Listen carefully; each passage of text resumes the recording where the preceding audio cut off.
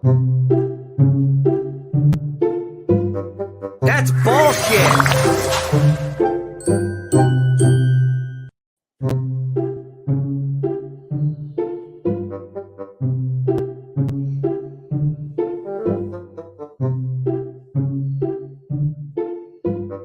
That's bullshit.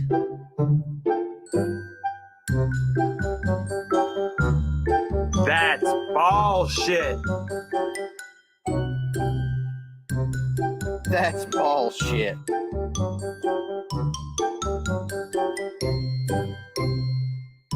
Well, hello, audience. I missed you on Friday. I know you probably missed me, or at least you missed your weekly Friday installment of Bullshit Podcast or Bullshit YouTube or whatever you want to call it. I was out of town at a show all weekend, and it was an experience. Yeah, it was kind of a long weekend. It wasn't terrible. I'll talk about it here in a second. Thanks everybody for coming in tonight. I'm really sorry about being an hour late. I forgot to change the time until this morning, when Mark and I agreed, Dr. Mark and I agreed the other day to postpone this until 8 o'clock. So sorry about that. I'm glad to see at least 10 of you are here right now. Maybe a few more are coming along. While we stack up the chat, I'll go run through this through the supporters of the show, the sponsors of the show, really quickly. First off, I would like to thank my Patreon supporters, the few of them you are. Those of you that want to help me out on Patreon, go over to patreon.com/BALLSHT. Thanks, Chris Dinkins, Sam Haggard, and Rich Crowell, and of course, MorPHs being my newest and biggest Patreon member. Thank you very much, MorPHs. Shout out to you. Shout out to my boy Brian Carter here, who sent me some wares to wears. I'm wearing the shirt from BC. Some Brian Carter's, BC's Balls in Knoxville, Tennessee. And go check out my boy Brian Carter. He sent me a shirt for me to have a shirt. He said he didn't necessarily need me or want me to wear it on the show, but that he was very thankful that I was doing the show. So thank you for sending that in. For the stickers, bro. I put one of the stickers on my safe, my sticker spot in there. Anybody that wants to send me stickers or t-shirts, I will blast them out on the air and blast out your name as well. Just hit me up and I'll give you an address to forward them on to. So, all right, without further ado, let's talk about sponsors. Sponsors for this shit right here. We're going over to the sponsor screen. Reptiles to You. Still running a great deal. I talked to Debbie this weekend. She said she's seen a few of you sign up, but of course, not as many as we hope. We hope all of you sign up. So go over to Reptiles to You, fill out your account, and when you go to checkout, put in the coupon code BALL capital 0922, and that gets you 20% off on top of the already reduced price that you get at Reptiles to You. Not to mention, and Sean Gray, the owner of the Herp Shows, agreed with me this weekend when I keep saying that Debbie is the best shipping agent in the business. I'm not saying that someone else is worse. I'm saying you can't be any better at your job than she is. I'd like to say that about my guest tonight, but he hasn't worked on enough stuff in front of me for me to say that. So I don't know. Maybe that's one thing that his students and his colleagues have to proclaim that. Reptiles from morphmarket.com. Go check out Morph Market, all your favorite shit. 40 categories. Notice that they started doing some different stuff here, breaking up some stuff. There's quite a few things changing on Morph Market every day. So go ahead and check out morphmarket.com for the next alteration to make our business better. C-SERPENTS, reptiles. There I go. Rack systems and incubators. God, I still go back to that same reptiles and rack systems thing. Reptiles for your rack systems are not going to be available from C-SERPENTS, but the rack systems are. Incubators and thermostats and stuff like that. Go check out Exotics by Nature on Morph Market. That is me. I now have 200 and something things up, like tons of shit up.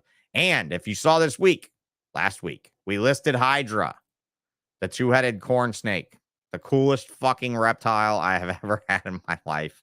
This thing is dope as shit. It's the coolest thing.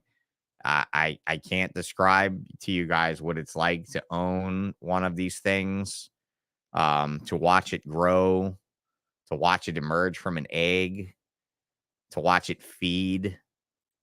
it has absolutely been the most incredible experience I think that Grace and I have had in the reptile community here, has been raising this amazing female. And it looks like she's going to live in the UK here very soon. So one of Dr. Mark's colleagues was over here yesterday, Dr. Sean Perry from the Mississippi Aquarium, the new aquarium they've opened up in the Gulfport area. It's kind of sparse on stuff, but if you guys are in the Gulfport area and you're looking for a great place to go to spend a day, especially if it's nice outside, it's an aquarium zoo kind of setup where it's like half indoors, half outdoors. So it's pretty neat. I thought it was definitely cool. It's new, so it doesn't have much stuff. But he came out yesterday and did a health examination on this girl because she has kind of like a strange, right in this area, she has like a herniation in the rib cage, like a rent in the rib cage, where a area of the lung kind of just like breathes in and out a little bit, which doesn't seem to affect its longevity at all. But anyway, enough of that. So go check it out on Exotics by Nature's page, and hey, do me a favor, like go give me a follow over it. Right, 186 followers. I could definitely have more followers on my Morph Market page. So go help me out. usarc.org. You know them, you love them, I love them. And you need to help them. So get your ass on there and join. Bravo Zulu. Thank you very much, Eileen, for being a supporter of the Ballshit podcast. Jim LaValle from Ectothermic Dungeon, one of our other new supporters of the podcast. Infinite Possible Pythons. Nathan Granoff, thank you very much. John Woodruff from Mad River. Thank you very much, John. Always posting stuff. Looks like you kind of slowed down on your post a little bit too, John. Reptile Collective. My boy Steve Beamer. We are now brothers from the same mother, practically. He sold Skittles and I'm selling Hydra, and they both seem to be going to a similar place. Savage Constrictors, the Savages. Thank you very much, Savages, for being such great supporters of my stuff and always helping me out. Shane Kelly started working on your sign again. Got your board up there ready to cut. As soon as I'm done with this episode, I'm going to run the router and it's all ready to go. Hopefully I'll be able to put it in a box tomorrow for you. Strange Creations. Josh, thanks a lot for being a supporter of the Ballshit podcast, bro. I don't know if I could do it without you. You're always out there hoorahing for me, man, and I really appreciate it. And for the man of the hour, finally, Dr. Mark Mitchell. And I'm going to bring Mark in, and then I'm going to do a shout out for everybody in the chat. Hi, Dr. Mark Mitchell. How are you doing tonight? Oh, terrific, Sean. Thanks. How are you doing, brother? Awesome, bro. It's great to see you. Haven't seen you in face-to-face in a while. I think it's probably been maybe a couple years now since I've really seen you. You were at one of your daughter's, softball? Soccer. What is it? Soccer. Game. First soccer game tonight. Yeah. First game in the season. His daughters were you said 7-up. What was it? They were up 7-up. Yeah. Westville Saints. 7-0 or whatever. And there you go. So he decided that it was a shutout and he could leave. So he joined us over here on the podcast. So thank you very much. Let me give a shout out to these people that have been incredibly patient. Corbin says I was the first one here. Yeah, I know you were, and you were here. You logged in at 5:42 to say that, you fucking loser.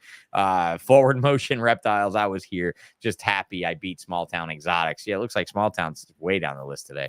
Quirky, thanks for coming in. Yeah, we're starting a bit later than usual. 4 S's. Raven, good to see you. Sorry. CRM, thanks a lot. He said, I'm going to clean some more rodents before the live start. Yeah, he was ready at 7. Then he said I had more time to clean rat cages. Mike's Monitors, the man, the myth, the legend, Mike Stefani. Mark, this dude is in a basement in Chicago with large water varanids like Merton's Eye, sulfur water monitors, right? Breeding them all. His basement has been converted into like a subterranean monitor house. It's incredible, dude. And all the enclosures, Mark, are all naturalistic too. They all like rocks and shit. They're not just like big tubs. Hate to say, but not like nerd. Like Kevin will be like, oh man, I wish I could do stuff like Mike, but instead I just fucking build a dog kennel and threw them in there and they did just the same. So Will's Hella Heat, thanks a lot for coming by, bro. You thought we missed it, but you didn't. Heathen Hatchery, Fries Critters, good day from Australia. I love that you tune in from Australia, bro. I know it's the afternoon and all, so it's not that hard for you to tune in. Who else do we have? Strange, good to see you. Savage, Good to see you. Eric's Morph Factory. Good to see you. Look at all these people, man. 25 people in here. C of Serpents Stan. Good to see you, Max. Interstellar. Isopod.com. What? I talked to him earlier today. He's ready to do this to Off Topic Tuesday. He really is. This guy right here, Mark, he travels anywhere they have isopods that look funny. And he's got isopods that would blow your mind, bro. Like red and orange banded with big spikes coming off of them. Insane. Wow. Terrestrial terrarium isopods that this guy's got. We're going to review some when he does this podcast. It's going to be killer. TBM Reptiles. What's up, Nick? I was across the aisle from this stinky bastard all weekend. And I think I made more money. I don't think I made more money than him because I spent it all as I left. Togianus. Yeah, he got Togianus. That was what he's so extremely excited about is his Varanus Togianus. You know, so yeah, see, Mark's eyes lit up. You impressed the man. Yeah, there you go. He impressed the man. Very good. So, yeah, support US Arc today. I agree wholeheartedly. Look up there to the top of the screen, right over there. US Arc. It's always there. It's always proud to support them. All right, Mark. I've said hi to all these folks. Let's get into it, bro. Sounds good. When did I meet you? Maybe 2005, 6. Yeah, earlier than that. When did you open the first? I started EBN in 2000. I started EBN in 2000. Yeah, and I met you shortly after that. And then, so let's see. How long have you been teaching in veterinary science? Let's start there. Well, I came down to LSU after being at the University of Illinois for my DVM and my master's, and my advanced degrees are in wildlife epidemiology. So I studied population health, disease, all kinds of aspects of that. So I came to LSU originally in 95 to do that. And I was here till 07. Then I went back to the University of Illinois to start a zoo med program there, and then came back here in 2016 to run the teaching hospital at the LSU Vet School. And now I'm back to being a professor of wildlife. So, but we must have met in the early 2000s, shortly after you had opened the practice, because I guess maybe practice. See that? Look, I like the way you said that. Open to practice. You hear that, guys? Open to practice, right? Yeah. Right? Because I mean, we're pretty far ahead.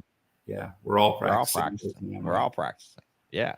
I mean, hey, I can remember when you found out I was using an ultrasound to mess with ball pythons. You were so impressed. You were like, whoa, really? Well, you guys are doing what? And I was like, oh, yeah, hell yeah, man. We're on it. We're on it. Everybody hit that like button, because this guy right here is probably one of my favorite people in the world. To be totally honest with you. You are definitely one of my favorite people in the world that I've known, including everybody. Look at that picture behind his head. That is what Tel Hicks painted that for you. Yeah. Tel Hicks original painted that for this man. The photograph was taken on. I took those in the Galapagos when I was doing research. When I was ultrasounding marine iguanas, you were starting to ultrasound ball pythons. So exactly when he told me, yeah, me and Orlando. Who else went with you? Orlando and who else? Javier and Javier. Yeah, both of them would go to the Galapagos with me on that. Yeah, dude, Javier and Orlando and you going to the Galapagos Islands and doing biopsies and ultrasounds and stuff on marine iguanas has to be one of the most coolest experiences that you could have in this whole entire thing. Like, I mean, that has got to be something that is just mind blowing to be there. You know, but we'll touch on that in a minute. Let's go back to your pet history. We'll get into that fascinating shit in a minute. So you studied and got your DVM in, you said Chicago? University of Illinois in Champaign-Urbana. In Champaign. Okay. So that's where you got your thing. And Orlando has a nice garden. Orlando has a very nice garden in his pool cave, in his mosquito hutch of his elkhorn fern collection. Yes. And I've asked also Orlando to come on this show as well. And he's been taking care of his relatives in Puerto Rico and traveling back and forth. He said it's been really grueling. So that was my next best thing, was to reach out to the man, Mark himself, and ask him to come on. Orlando can bring that extra spin because he's also a reptile breeder that's got a practicing veterinary clinic. So if you wanted to meet like a veterinary clinic owner that is breeding snakes in the back and making more money breeding snakes in the back than he's making being a veterinarian. How about that shit, right? That's kind of funny. But so you met those guys along the way in the residency program, right? So yeah, they trained at the program, and Orlando did his master's with me, and he did his residency at LSU. And his master's was actually looking at working with gopher tortoises. So we were looking at health and survivability of Louisiana gopher tortoises, another amazing creature. And I had remembered you had built, I remember your gopher tortoise traps that you guys had built and you had installed all over to collect them. What was the deal with the gophers? Didn't you say there was some detrimental thing? Was it genetic, viral? Infectious disease. So a lot of our reptiles are in trouble. There's a number of reasons, but the reptiles, the amphibians, are really in the most sets of trouble because of not only are they dealing with this habitat fragmentation and this selection process is put on them, but the infectious diseases are becoming more of a problem. In the case of the gopher tortoises, things like mycoplasma, that's what we were studying. It's a bacterial infection. Same thing that can wipe out rats. It causes walking pneumonia in humans. They have their own species, and it's a real problem. And there's other viral infections, herpes and so there's. Yeah, I know that herpes is really common in the tortoises, isn't it? It's a big problem in the tortoises. Those are the kinds of things once they get into especially if they're in a captive collection. There's different types of herpes viruses, so it's kind of learning a little bit about the infections themselves. No different than coronaviruses. People start learning about things like we learn a lot about coronaviruses. There are coronaviruses across all different species. It's just that. So, by the way, by you saying that, just you saying coronavirus, when I upload this to the audio host to Spotify, it's going to have a learn more about COVID-19 link on it. Just because you fucking said that. Just because you said COVID or coronavirus, we're now going to have a learn more about COVID link above this audio thing. I just wanted to tell y'all that it's very, very interesting to me now that you could just catch a word and be like given a warning to bathe extra, wash your hands more. Because there's COVID on this episode. That's what I'm thinking. I'm like, what the fuck? Why wouldn't it be on every episode? Why wouldn't they have the link on everything? It's just like, oh, we mentioned it. Shh. They need to bathe now. So coronavirus, it's variable like that. And but Mike, of course, is a character. He's a little Italian guy. And herpes are common in Chicago, he says. Indeed. So veterinary science. I didn't like veterinarians at all when I met you. Okay. You turned it all around for me. All right. Like, I'm not going to say Greg really run me that wrong, but Greg definitely put me in a place. Okay. Dr. Greg put me in a spot where I was like, I'm not really sure about this vet thing. Like, it seems like when they need money, they just squeeze their customers a little more. I don't really give about all this vet thing. And then I met you super vets that worked on salary that didn't make a commission off of what you build. And you were actually interested in writing papers and doing research. And at that point, my mind was blown. And I was like, please, let me be involved. Right. And there we were. So I think you probably really like me because I've never charged you for giving you any of my opinion, Sean. No, you never have ever. But I mean, that's not. I mean, honestly, your opinion. I haven't really like dug into your opinions heavily. It's not like I'm on you every day. But at the same time, we had a relationship which was, which I think is kind of like a bartering mutual system. You would ask me my opinion on things, and I would help you with those, and then you allowed us to use some of your animals to do non-invasive things like one of the first papers looking at semen evaluation in snakes and trying to work on the captive reproduction because, we're sitting here we're over 10,000 species of reptiles and they're estimating more than half will be extinct or extirpated by 2050 by some of the things we talked about: climate change, infectious diseases, loss of habitat. And we do not have the capacity to reproduce these animals in captivity if there's a problem. So, ball pythons are, straightforward at this point, a lot of species, but I get colleagues in the sciences, they'll say, well, we don't really need to know that. We just need to give them the right husbandry. And that's not always the case. And as you found out by doing things like ultrasound, and we find out with some of these animals, people say, well, this animal's not a good breeder. Just saying it's not a good breeder is not really the best way to do it. What you really want to know is why isn't it a good breeder? And so if a bull wasn't producing, or for that matter, a human male wasn't producing well, you would collect the sample and you'd evaluate it. And we've developed techniques to electroejaculate lizards and snakes and chelonians and hand Hear strip that, things Mike? out. Electro-ejaculate your lizards, bro. That's what he He's says. Come do a right up forensic his study. alley here. We can Yeah. show videos and everything. It's terrific. Videos, right? Extra added benefit. So we did a manual extraction from corn snakes, right? Like Right. a palpation extraction Yep. of corn snake sperm, at which point you checked the fertility, right? Yeah. And then what? What did we try to do? What did we try to do? I know what we tried to do, but I want you to tell everybody what we tried to do with that study, because you saw the money I was spending on ball pythons. Right. And you're in. Look, guys, if you guys want to know the missing link between me and Ty Parks and how I'm so close to Ty and how I know Ty very well, this man right here and the guy that was here yesterday, actually Sean that was here yesterday looking at the two-headed snake, he is the one that goes down to Ty and does all the work. Like, he's pretty much Ty's veterinarian for the iguana land. And Mark had known Ty from Illinois, right? From your days there. When I was a vet student, Ty owned his restaurant. When Ty started getting into reptiles, the two of us worked on. I would do everything with his reptiles for him, all through vet school and after vet school. So I was there. You go. I got Ty Parks, veterinarian, on the show. Huh? Oh, it's nobody, right? He's nobody. Just a veterinarian. Just works on dogs, poodles. He does tail dockings for fun. Haven't done that for 25 years, by the way. Thank God. Fuck, I mean, I don't know, but you end up throwing your throw your soul on the fire for shit like that in the long run. Anyway, I mean, you're hurting, not helping.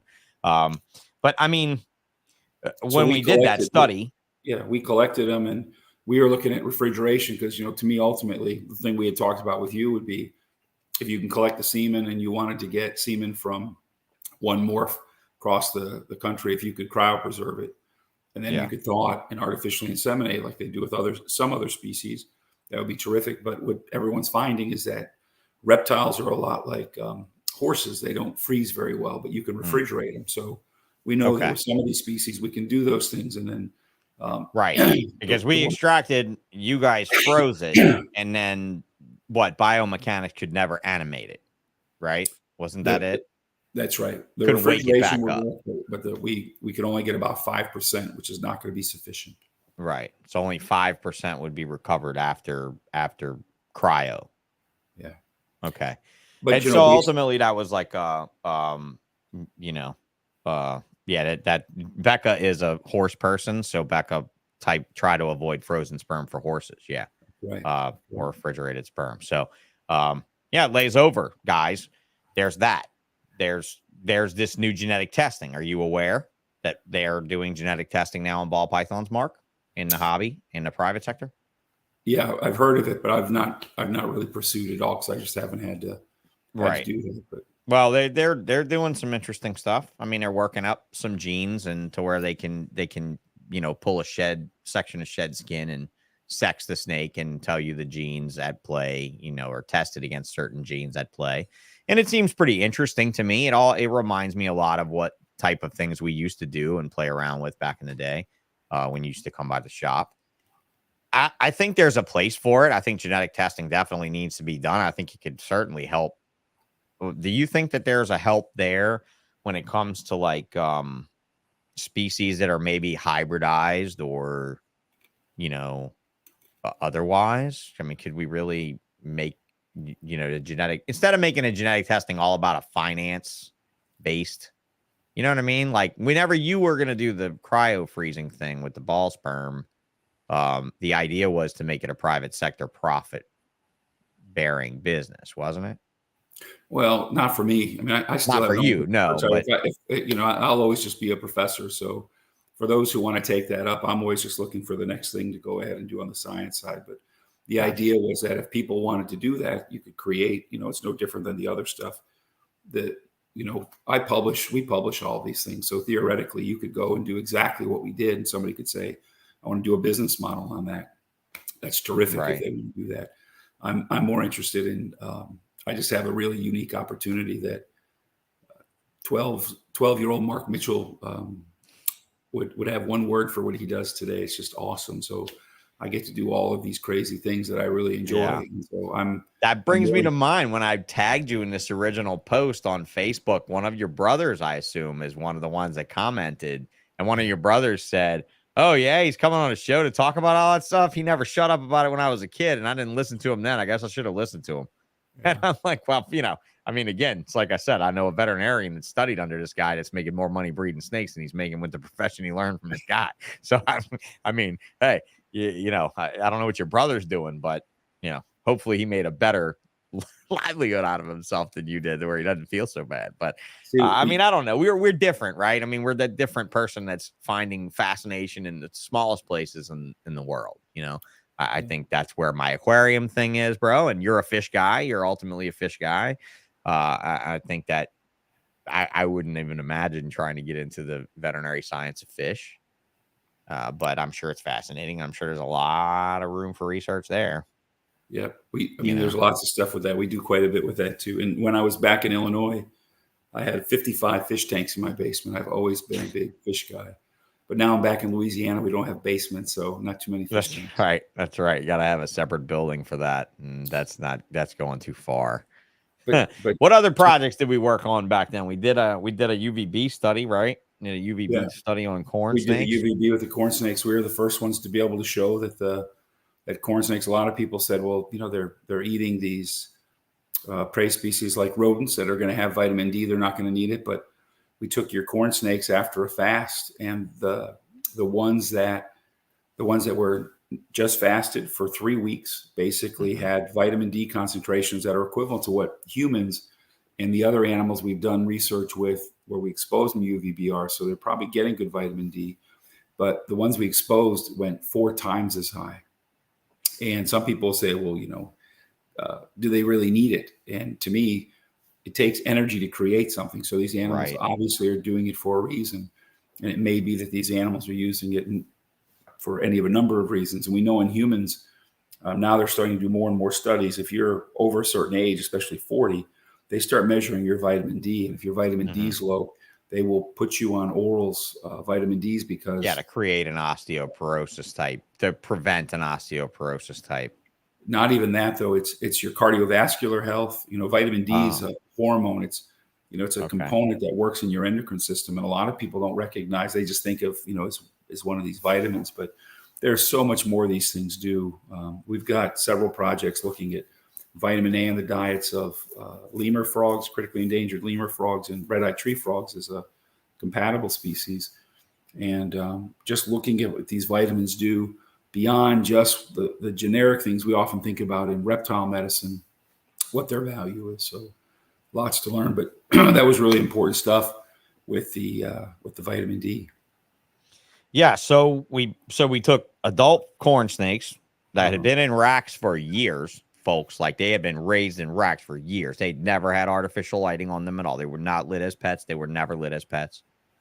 And sent them over with him, and you guys gave half of them UVB and half of them not, and and that was it. And then did bone density tests thereafter, and discovered that the UVB given corn snakes were 4x on the density.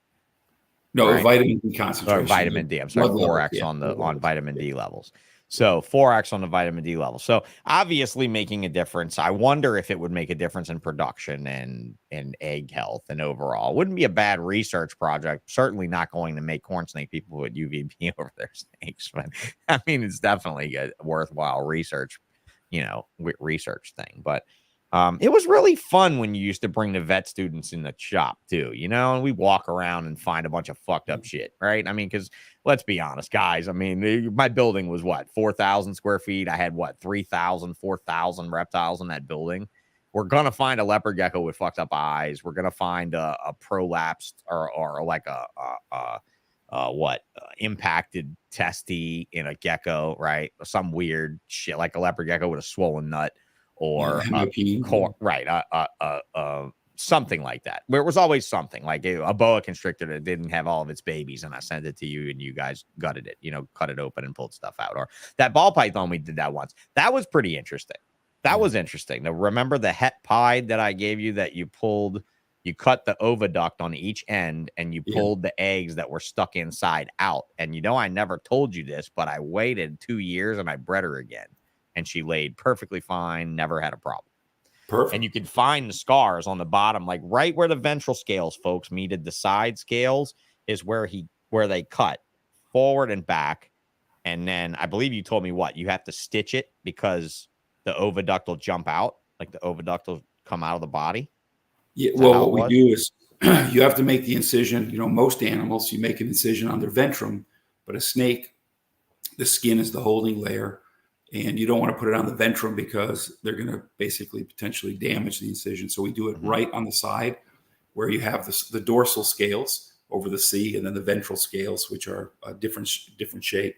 And just like Sean's saying, right between the first and second scales, and we roll it underneath. We make a body wall incision. We bring the oviduct out, did what you had mentioned, suture it up, and put it all back in. No different than a dystocia in a cow or a dog or a human for that matter.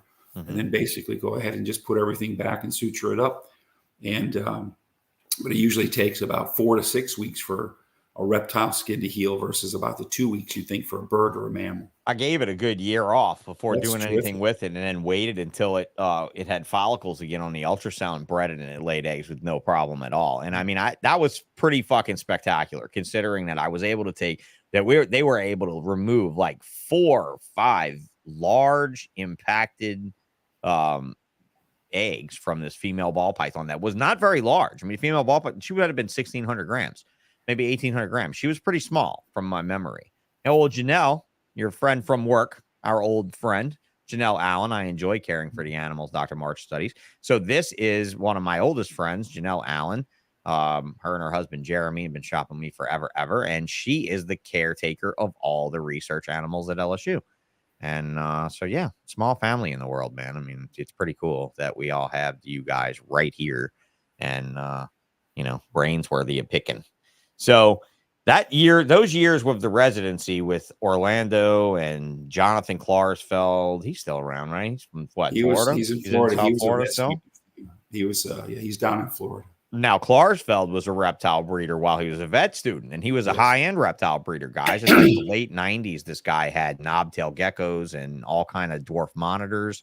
He had Ackies and Glauertii and stuff in like the late 90s, probably 98, 99. He was selling that stuff, 2000, and then while he was in vet school. So I thought that was pretty interesting. Mike said earlier something kind of interesting. Here's an idea, Dr. Mark, do a nationwide DNA study on Varanus flavirufus. I'll take a pure trio if you find them. And he knows this very well. You're not going to find that. Yeah. What did they cross flavirufus with? Gouldii? No. What would flavirufus cross with, Mike? What did they hybridize flavirufus with? Argus, right? Gouldii? Would have been closest to flavirufus? Well, flavirufus is eluding me in my brain right now. So, all right. Well, yeah, I want to talk about those days with those guys as the super vet team. I mean, you had Klarsfeld, Orlando, and Javier, and some of you had wives and girlfriends. I don't really see how, but I mean, just a gaggle of nerds in the LSU veterinary school system, really kicking ass. Look at that. He said Gouldii. Look, I'm not bad, am I? Not bad for a ball python guy to breed some corn snakes that doesn't know anything but how to work a wheelchair. Not bad. So yeah, Panoptis. Yeah, that's right. Panoptis is Argus, right? I believe. Panoptis is a subspecies or whatever it was. I don't know. It's been a while. But yeah, those guys were the dream team, man. So what was that like? I mean, you guys, Klarsfeld didn't go with you to Galapagos. He graduated out and left, right? Yeah, he went down to Florida straight away. And he he's doing ultrasound now full time, I think. Oh, so really? He goes to places, small animal primarily. But I mean, he learned that skill set because he was one of the first people like you that was actually using ultrasound to evaluate the reptiles. I think he was fucking with Gilas. He was sexing Gila monsters and stuff. He was messing with it a little bit. And really, it was a huge advantage to me, Mark. I mean, when I bought that machine in 2003, it was unbelievable how much better it made my breeding. It made my just overall life feel better here. If a boa would have babies and I would go scan her to be sure she was empty. And if she wasn't empty, I'd give you a call or something like that, and so that was pretty great. And Orlando's wife was in vet school there too, or she went somewhere else? No, they're both vets and they have that practice together. Right. I knew they had to practice with she's probably running the practice, doing the vet work. He's probably she is. He's actually a lab animal vet at Central Florida now, University. Oh, really? Okay. So I'm not even sure that he's practicing very much beyond what he's doing as a lab animal vet. Ah, gotcha. He probably heard you talk about how he makes more money doing the other anyway, breeding. So he's probably just said, well, I'm just going to listen to Sean. I'm just gonna listen to Sean. I told him that all along, dude. I was like, "Hey, man." Well, I mean, his what cousin, right? Joel's his cousin. Yeah, That's not brothers. That's his cousin, right? Cousin. Joel does so much stuff with the snake thing in Puerto Rico. I mean, they ship tons of stuff to Puerto Rico, and Puerto Rico's got a thriving little reptile community now. I even interviewed a ball python guy here on the channel a few weeks ago from Puerto Rico. And pretty impressive that they're actually working a good commercial system there because they can ship here, right? There's news, guys, from South Africa. A guy named DJ. Apparently, he's the kid in South Africa that's spending all the money on ball pythons. DJ and I got together, and we're going to do a show here on Friday here in a couple of weeks. So that'll be interesting because, South Africa has had a thriving reptile economy for over 20 fucking years, man. I mean, there's a reptile store there. I forget the name of the store. Oh, Ultimate Exotics is the name of the store. And they produced a magazine called Ultimate Exotics Magazine. And it was like a reptile. You remember the old reptile amphibian magazine, the little one, the little digest that was really good? That it's like that size, and it's all South Africa, and it's got ads for breeders and stuff. And I was a contributing author for years back in the early 2000s. And I did corn snake article. I did a boa constrictor article and a ball python article for them. But they've got like a pretty cool little economy down there. And I think that's kind of neat that you could have a place like South Africa and be like, really? That MORPH market was in America, UK, and South Africa. Like that was the 3 MORPH market locations. So it's kind of neat to see some of this stuff popping up, Mark, like in places that you would have thought when you asked me when I paid 25 grand for a pinstripe in 03, when you're like, who the fuck are you going to sell these to, bro? And it's like, whoa, I mean, look at MORPH market, man. I mean, it's absolutely insane. It's off the chain, like ball pythons. Look at this MORPH list, bro. This is the single gene list. Each one of these black writings is a single gene of ball. Wow. Yeah. Well, there's a lot of duplicates on here with different names, but check out this number. Who? North America just broke to 50. Oh, U.S. and Canada, 50,027 ball pythons for sale on MORPH market right now. It's an interesting world we're living in, bro. It's an interesting world we're living in. And you never, I mean, I thought it would get far, bro. I didn't think it would get this far. I mean, what do you think is behind the morphology of a ball python? Tell me your absolute idea. Well, why does a ball python mutate so much? Why are there so many fucking different ball pythons? Well, you're talking to the guy who has 2 32-year-old wild types sitting in normals, their cages over here. Yeah. Normals. Yeah. Wild type. No, I like the wild type. I like that name. But I have, they're 32 years old. I got them as sophomore vet student in 1990. They're going to be really rare one day. When people see them, they just look and they say, what morph is that? I said, this is what they evolved to look like. You just call them super wild. Just call them super wild. Yeah, this is why they're called the royal python. They're called the royal python because they're a beautiful python. So, but I really just think that what had happened was kind of a perfect storm of people looking, entrepreneurial people, and a lot of people looking at it entrepreneurially and thinking that they could do something and have some control. And it's this whole concept of small business. And then that snake actually just is such a great candidate to do those types of things. And the fact that its genetics would allow it to basically come in so many different color varieties, because, obviously you could potentially do some of those things with other species, but boy, that ball python just opened up that genome. And that's what I really wonder. Why? Do you think there's any merit to the catch and release of and spreading of genetics in the wild at all? Like that was a theory I had like when I was young, that I watched these Africans pick up these snakes and put them in boxes and hold them till they laid eggs. And then when they laid eggs, they let the females go. But it's not like they let them go where they caught them, right? And so why not every year? Here's my theory. If everybody goes outside in the southern United States right now and catches a native corn snake and we all ship them to each other and let them go in different places, and we do that every single year for 10 years, how many morphs of corn snakes will come out of the wild? Because we've churned the genetic pot. We've mixed it, and thrown it out there in the world. Do you think that has any merit, or you think it's just a species, it just mutates that much? Oh, I don't know that it's a mutation as much as it's basically inline breeding, right? So, I mean, you've got to get the right DNA mixed.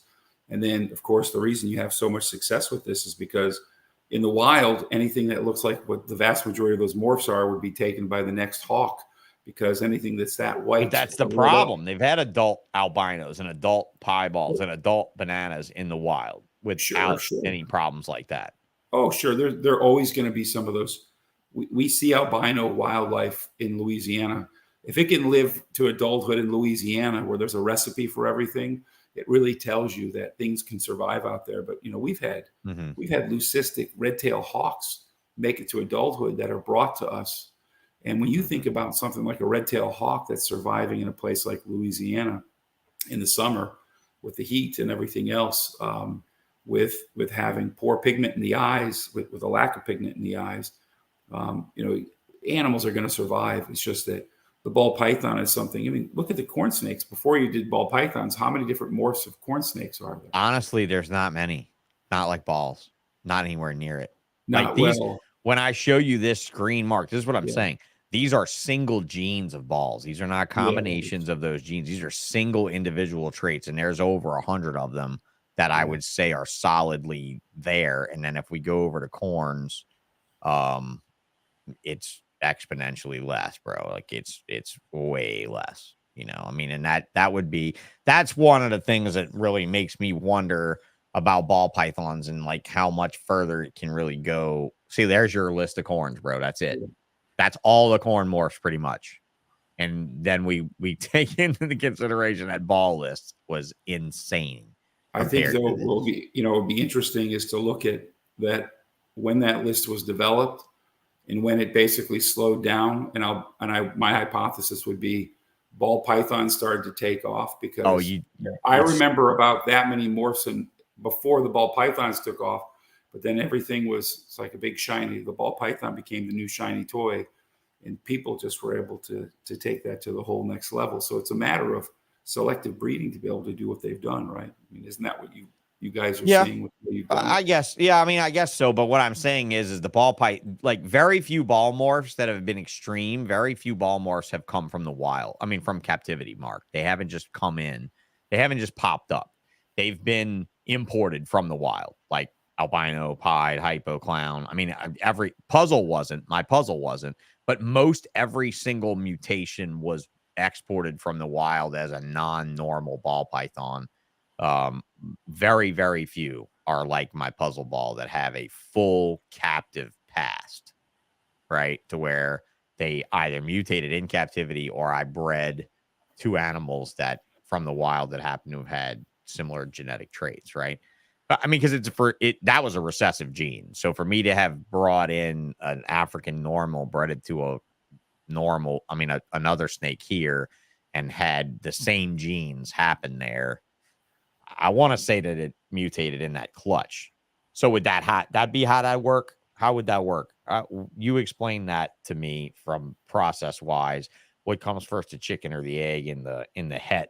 Like, so if I had a recessive gene and I had an imported female normal from Africa and I bred it with some snake here in America and it threw out an entirely new recessive trait, would you think that mutated in the parents of the hets? In other words, like the two het animals I had were all of their brothers and sisters hets?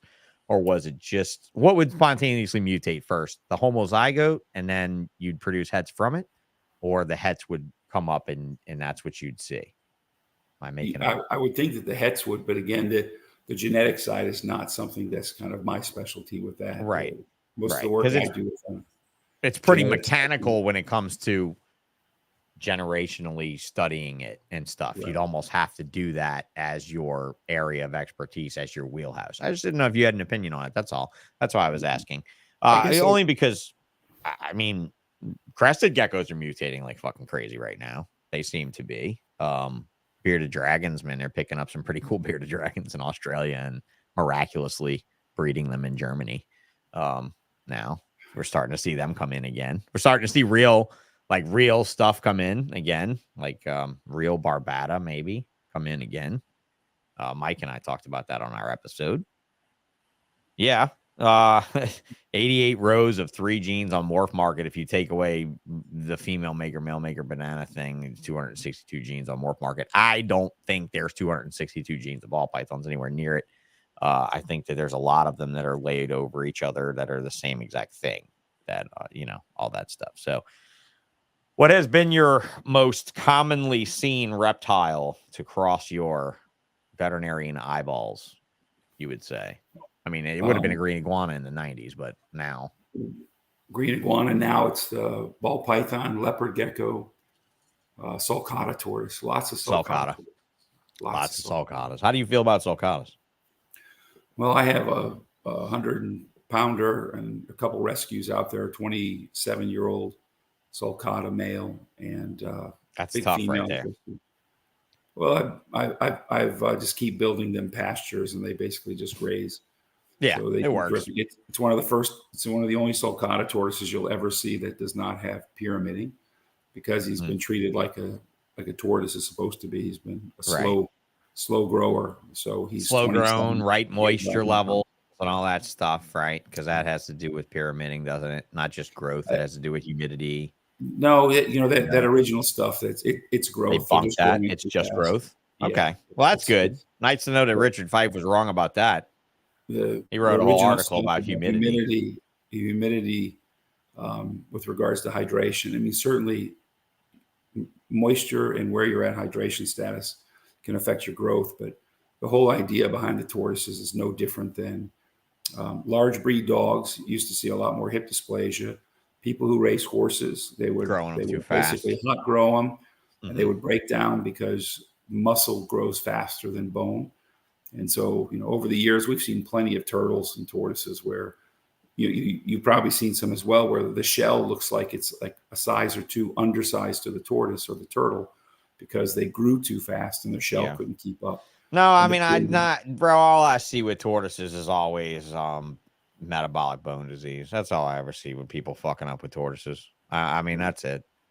That seems to be the most common ailment with the people that would come like in the shop, that just people that don't want to buy UV lights, don't want to give them the right vitamin D. They don't want to take the time to do all that shit.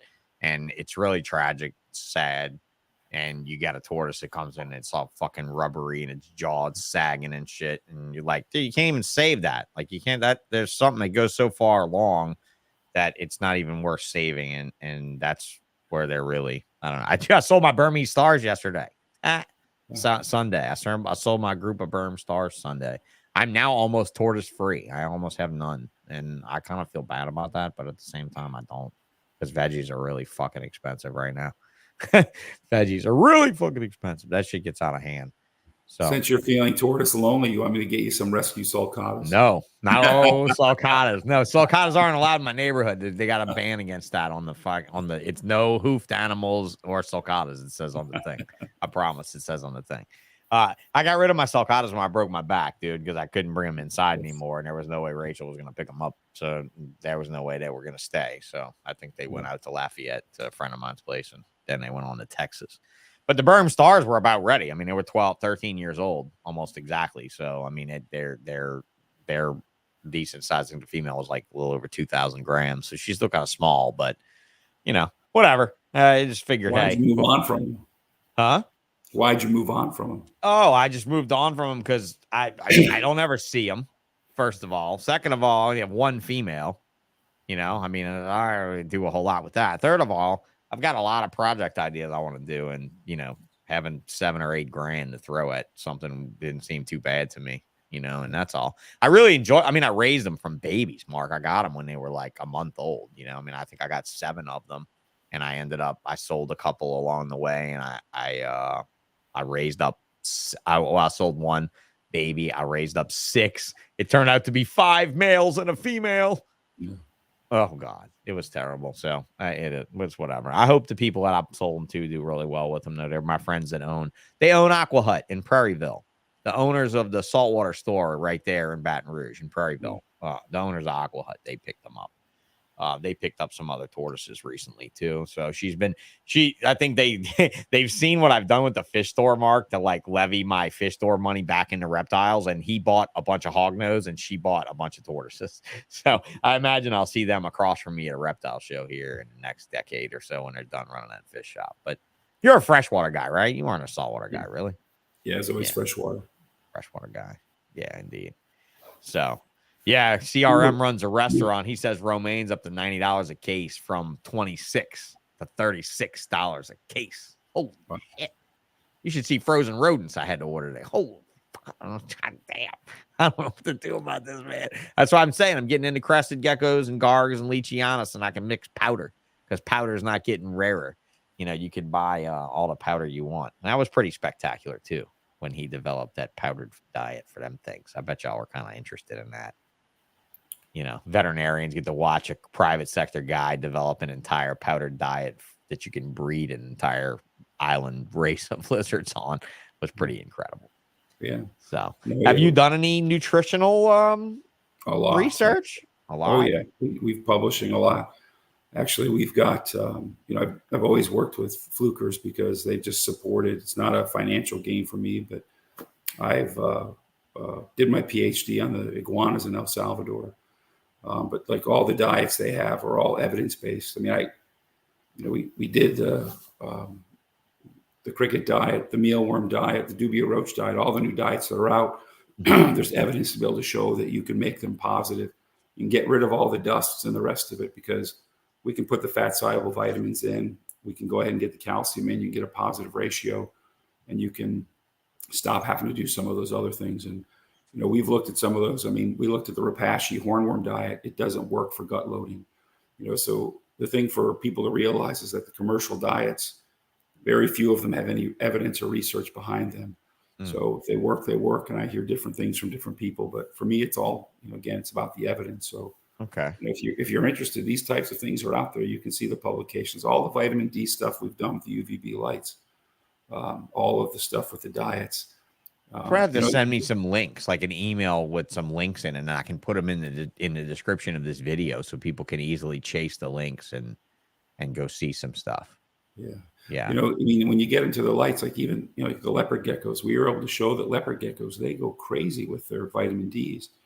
And what we found is giving them a crepuscular pattern, an hour in the morning, an hour in the evening, significantly increases it. You know, people say just like the corn snakes, you know, hey, these animals do just fine. Well, you know, a lot of animals like us actually can get vitamin D from their diet.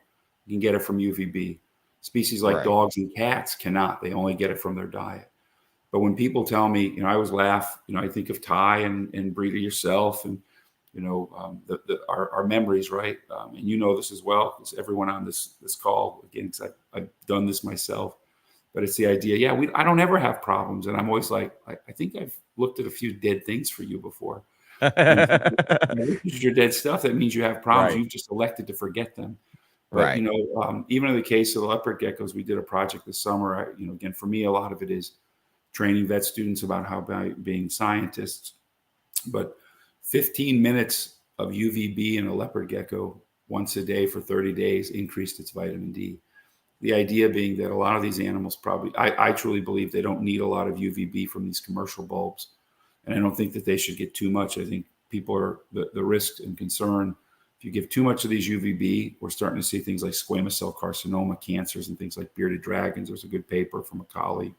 Is that from like the mercury vapor heat lights nowadays that could kick out such mad amounts of UVC or whatever? Any of them. No, it's not even UVC. It can be the UVB. It's UVB. It's just excessive amounts. Those mercury vapor bulbs at their surface are putting out UVB that's 10 times what you're going to get standing out in Louisiana on a sunny day. And so if you're working around those bulbs, we as humans have got to take into account that we're exposing ourselves to things we shouldn't be. So shut up. I'm a reefer. Shut up. Shut up. All that blue light's good for my eyes. Stop. But shut the fuck up. Yeah. Right. Well, I mean, I've thought that working in a reef room when you're in 20K blue light and there's UV. That's what I said to everybody. They were like, you guys didn't wear masks during COVID in the fish shop? No, not at all. Never wore masks once. And I was like, with all the UV flying around in here, we don't need masks in here. Well, hey, man, like I said, my employee told me on the very first day of the mask mandate, if you make me wear a mask, I quit. And I was like, you don't have to wear a mask. Fuck them. They'll figure it out.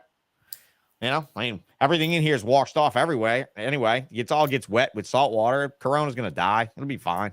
And look, man, we never, of course, I contracted it when it first hit America, before anybody knew it hit, right? In January or February, I had it so bad in 2020. He and I had it so fucking bad. We traded off days of working.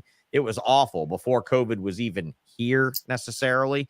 And you know, we neither one of us ever got sick after that. Never, ever, ever. And that's what I've heard too, is that if you caught that first one real bad, that you didn't catch any of the other ones. I wonder how true that is. But there are people that have gotten it. So again, follow the evidence that's out there. Follow the evidence, right? I haven't gotten it. I'm here. But I have wheelchair. But I have wheelchair immunity, sir. You don't study that. You don't study wheelchair immunity. You don't study a guy who licks his hands all the time after touching the floor. You know, I walk with my hands, and everything that's on the bottom of your feet is on these palms. And I wash my hands once a day when I wash my hair. That's it. When I wash this hair, these hands get washed. Otherwise, hands don't get washed. Sorry.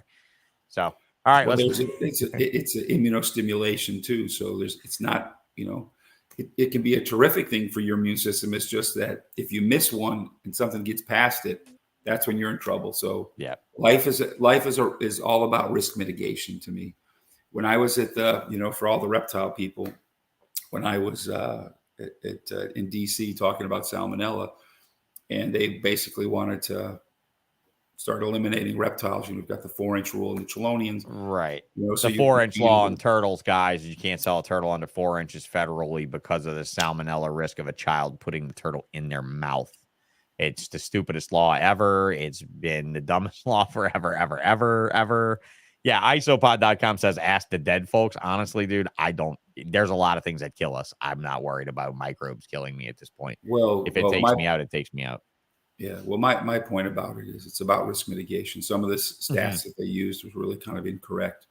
They kind of overinflated some of it. And again, my point to these guys was, you know, I get to lecture internationally and I travel internationally, do research, and I'm a herpetoculturist, but I can't buy a turtle under 4 inches. But after a 5-day wait, I can walk into my Walmart, get my gun, get my 6-pack of beer, get behind a wheel of a car. And I said, and I know that sounds ridiculous, but you read that in the stories, and that happens every day. And I'm not here to shut those things down, but life is about risk mitigation. So if somebody wants to, and again, I remember standing in line at Tinley, and I heard somebody talking about salmonella research, and this guy named Mitchell. And I turned around to the guy, Mark Mitchell, and I was there with a bunch of my students. That's great. Illinois. Yeah, I remember that. I remember when you used to come to Tinley and bring all the kids. So, you know, we were able to, I can get salmonella to lower prevalence in turtles than it's in the chicken, that they allow chicken to process and be positive. Right.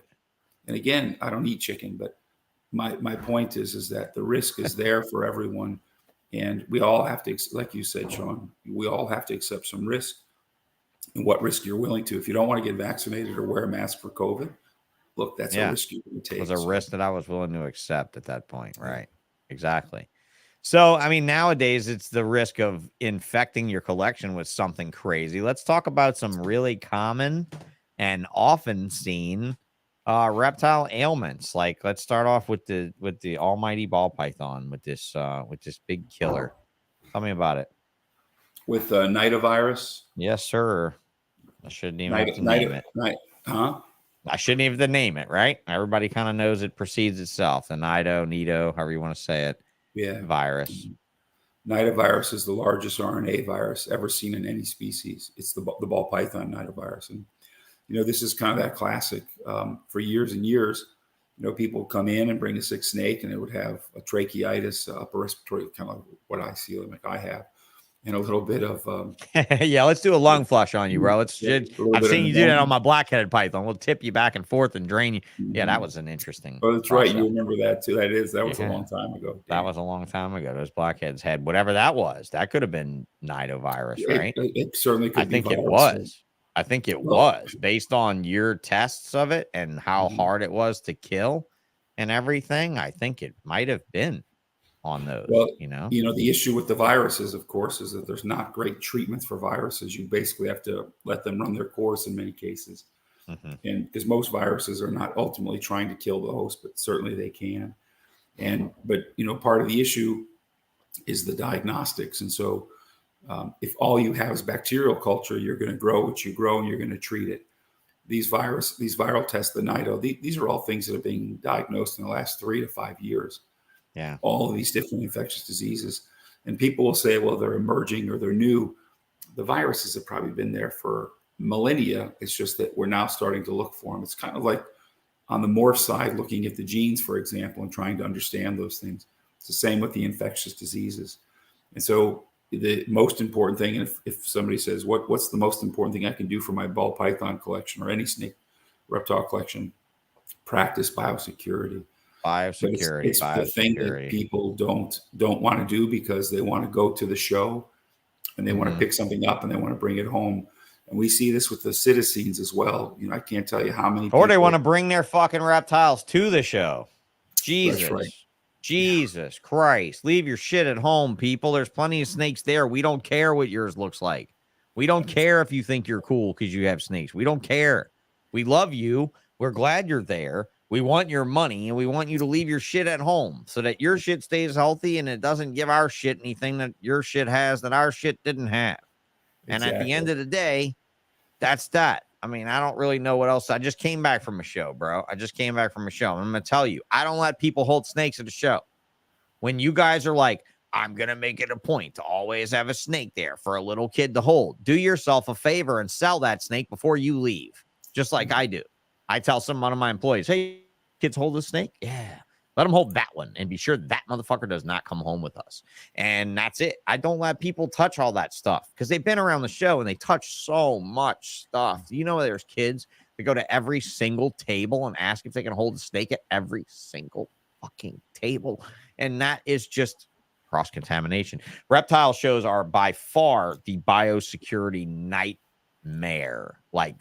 Nightmare. At least the fish guys can say their biosecurity is insulated by water, so they can go and bring their corals from San Francisco to Dallas to Maryland and not worry because they're not going to catch anything while they're there. You can't get, you can't catch RTN on a coral from a coral over there. You can't catch ick from a fish over there. You just can't catch it.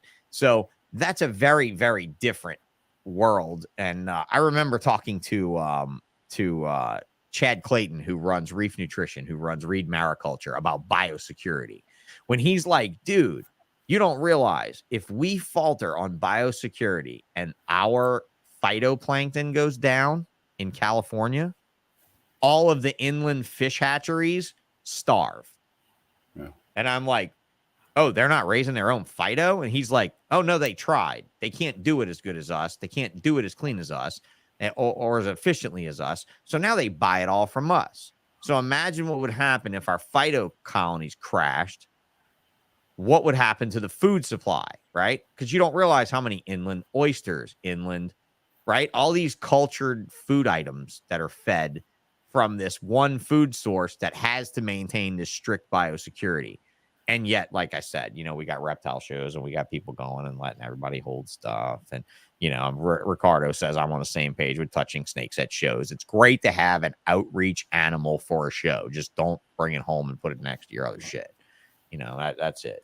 And honestly, I didn't really have that many problems. I really didn't have that many problems. Okay. I mean, it's a few things that I did bring you that were freak as fuck, like that boa constrictor with the weird gas pockets in its skin. That thing was a freak, man. The one male that I sold for 18 grand, the only male in the entire litter, its skin sloughed off like 3 days after it was born. And I have never seen it in boas before. I have never seen it in boas since. But goddamn, the fucking Murphy's Law of me having it happen to the most expensive boa I ever produced. Do you remember that? Yeah. Boa had that weird gas between, like, it had these weird pockets of gas in its skin. Is it like a bacteria that was producing? Usually we're thinking, that there's some kind of a anaerobic bacteria that does that. And it crashed fast. I mean, it only took like a couple days to kill, and it killed it. I brought it to you guys, and it was dead within a few hours. It was like Ebola of the snake or something. It was crazy. was really That's wild. usually It freaked me that's out, usually guys. yeah, that's usually the Yeah. group like Clostridium, where you're thinking about botulisms or tetanus and things like that. Right, So, right. Yeah, like you told me that, like botulism or something like that. So, like the snake got like these pockets of air in its skin almost like underneath the first dermal layer or something like that.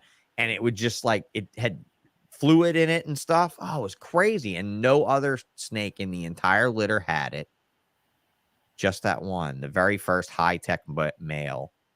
What a weird thing that was. That was a really strange one. I want to talk about Nido, right? So you see this thing happen. You know, you see this. Did you call that happening? Were you like, oh, look at these ball python guys? They're about to make a super virus. well, You know? that's where a lot of this stuff is happening. You know, I mean, it's there's the coronavirus, pick your virus. This is how it works. This is why one of the big focuses for me is on the reproductive side, because we're going to have to be able to reproduce these animals in captivity. And my fear is that we're not going to have that success, and these infectious diseases are going to play a role as well. But it's not, you know, unheard of to see those things. It's no different than the cryptosporidiums that you're seeing in these guys, the Serpentis. That was my next one. The arena virus, you know, the virus that causes inclusion body disease. Yeah, It arena. took decades to figure that out, but they used. Oh God, that was a nightmare with IBD. I mean, Elliot Jacobson spent, right? Wasn't that it, Jacobson? Mm-hmm. Yeah, Elliot. Yeah, yeah. You know, they originally thought it was he spent his life on that, right? Like the yeah. better part of his career on IBD. Yeah, they originally thought it was a retrovirus, but that they ended up finding that was in the rattlesnake cell culture line. And then some other folks thought it was some kind of metabolic waste product, 68 kilodalton protein. And the way they found it out in the end was because, again, if you have resources, a lab at the University of San Francisco, the Stenglin lab, had basically done metagenomics. And they basically just sequenced everything from these 5 snakes. I think it was 5 that had the same signs. And then the arena virus basically tripped it.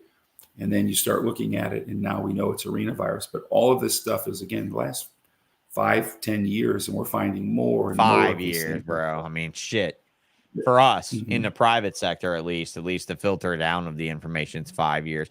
I mean, I was lucky to have made it without having a Nido problem. Some of my friends, unfortunately, did not have the same fate as me and lost massive money, massive amounts of their collection. Customers lost money in collections. I mean, it was just the ripple effect was insane. I often wonder how many ball pythons would be on Morph Market right now if it weren't for this virus. I would think that the number would probably be double, to be honest, because the people that I know, like Mark Petros and stuff like that, that suffered, these were collections that were hundreds and hundreds of snakes strong, right? Strong enough to make serious impacts in the world of numbers. And there we have this virus that kind of nipped it in the bud. Now, you and I used to discuss crypto a lot in leopard geckos back in our day, because that's where we saw it the most in the shop with, you know, the green stomach, black stomach thing. And then, of course, the smelly fecal and the emaciated, you know, dent in stuff. I've got another podcaster. It's 2 women called the Holdback Rack podcast. And one of them, Jennifer Hale, is very well versed on a lot of this stuff. I'm really surprised she's not in here. If she was, she would probably rather sub out with me on the screen because she'd ask so much deeper questions.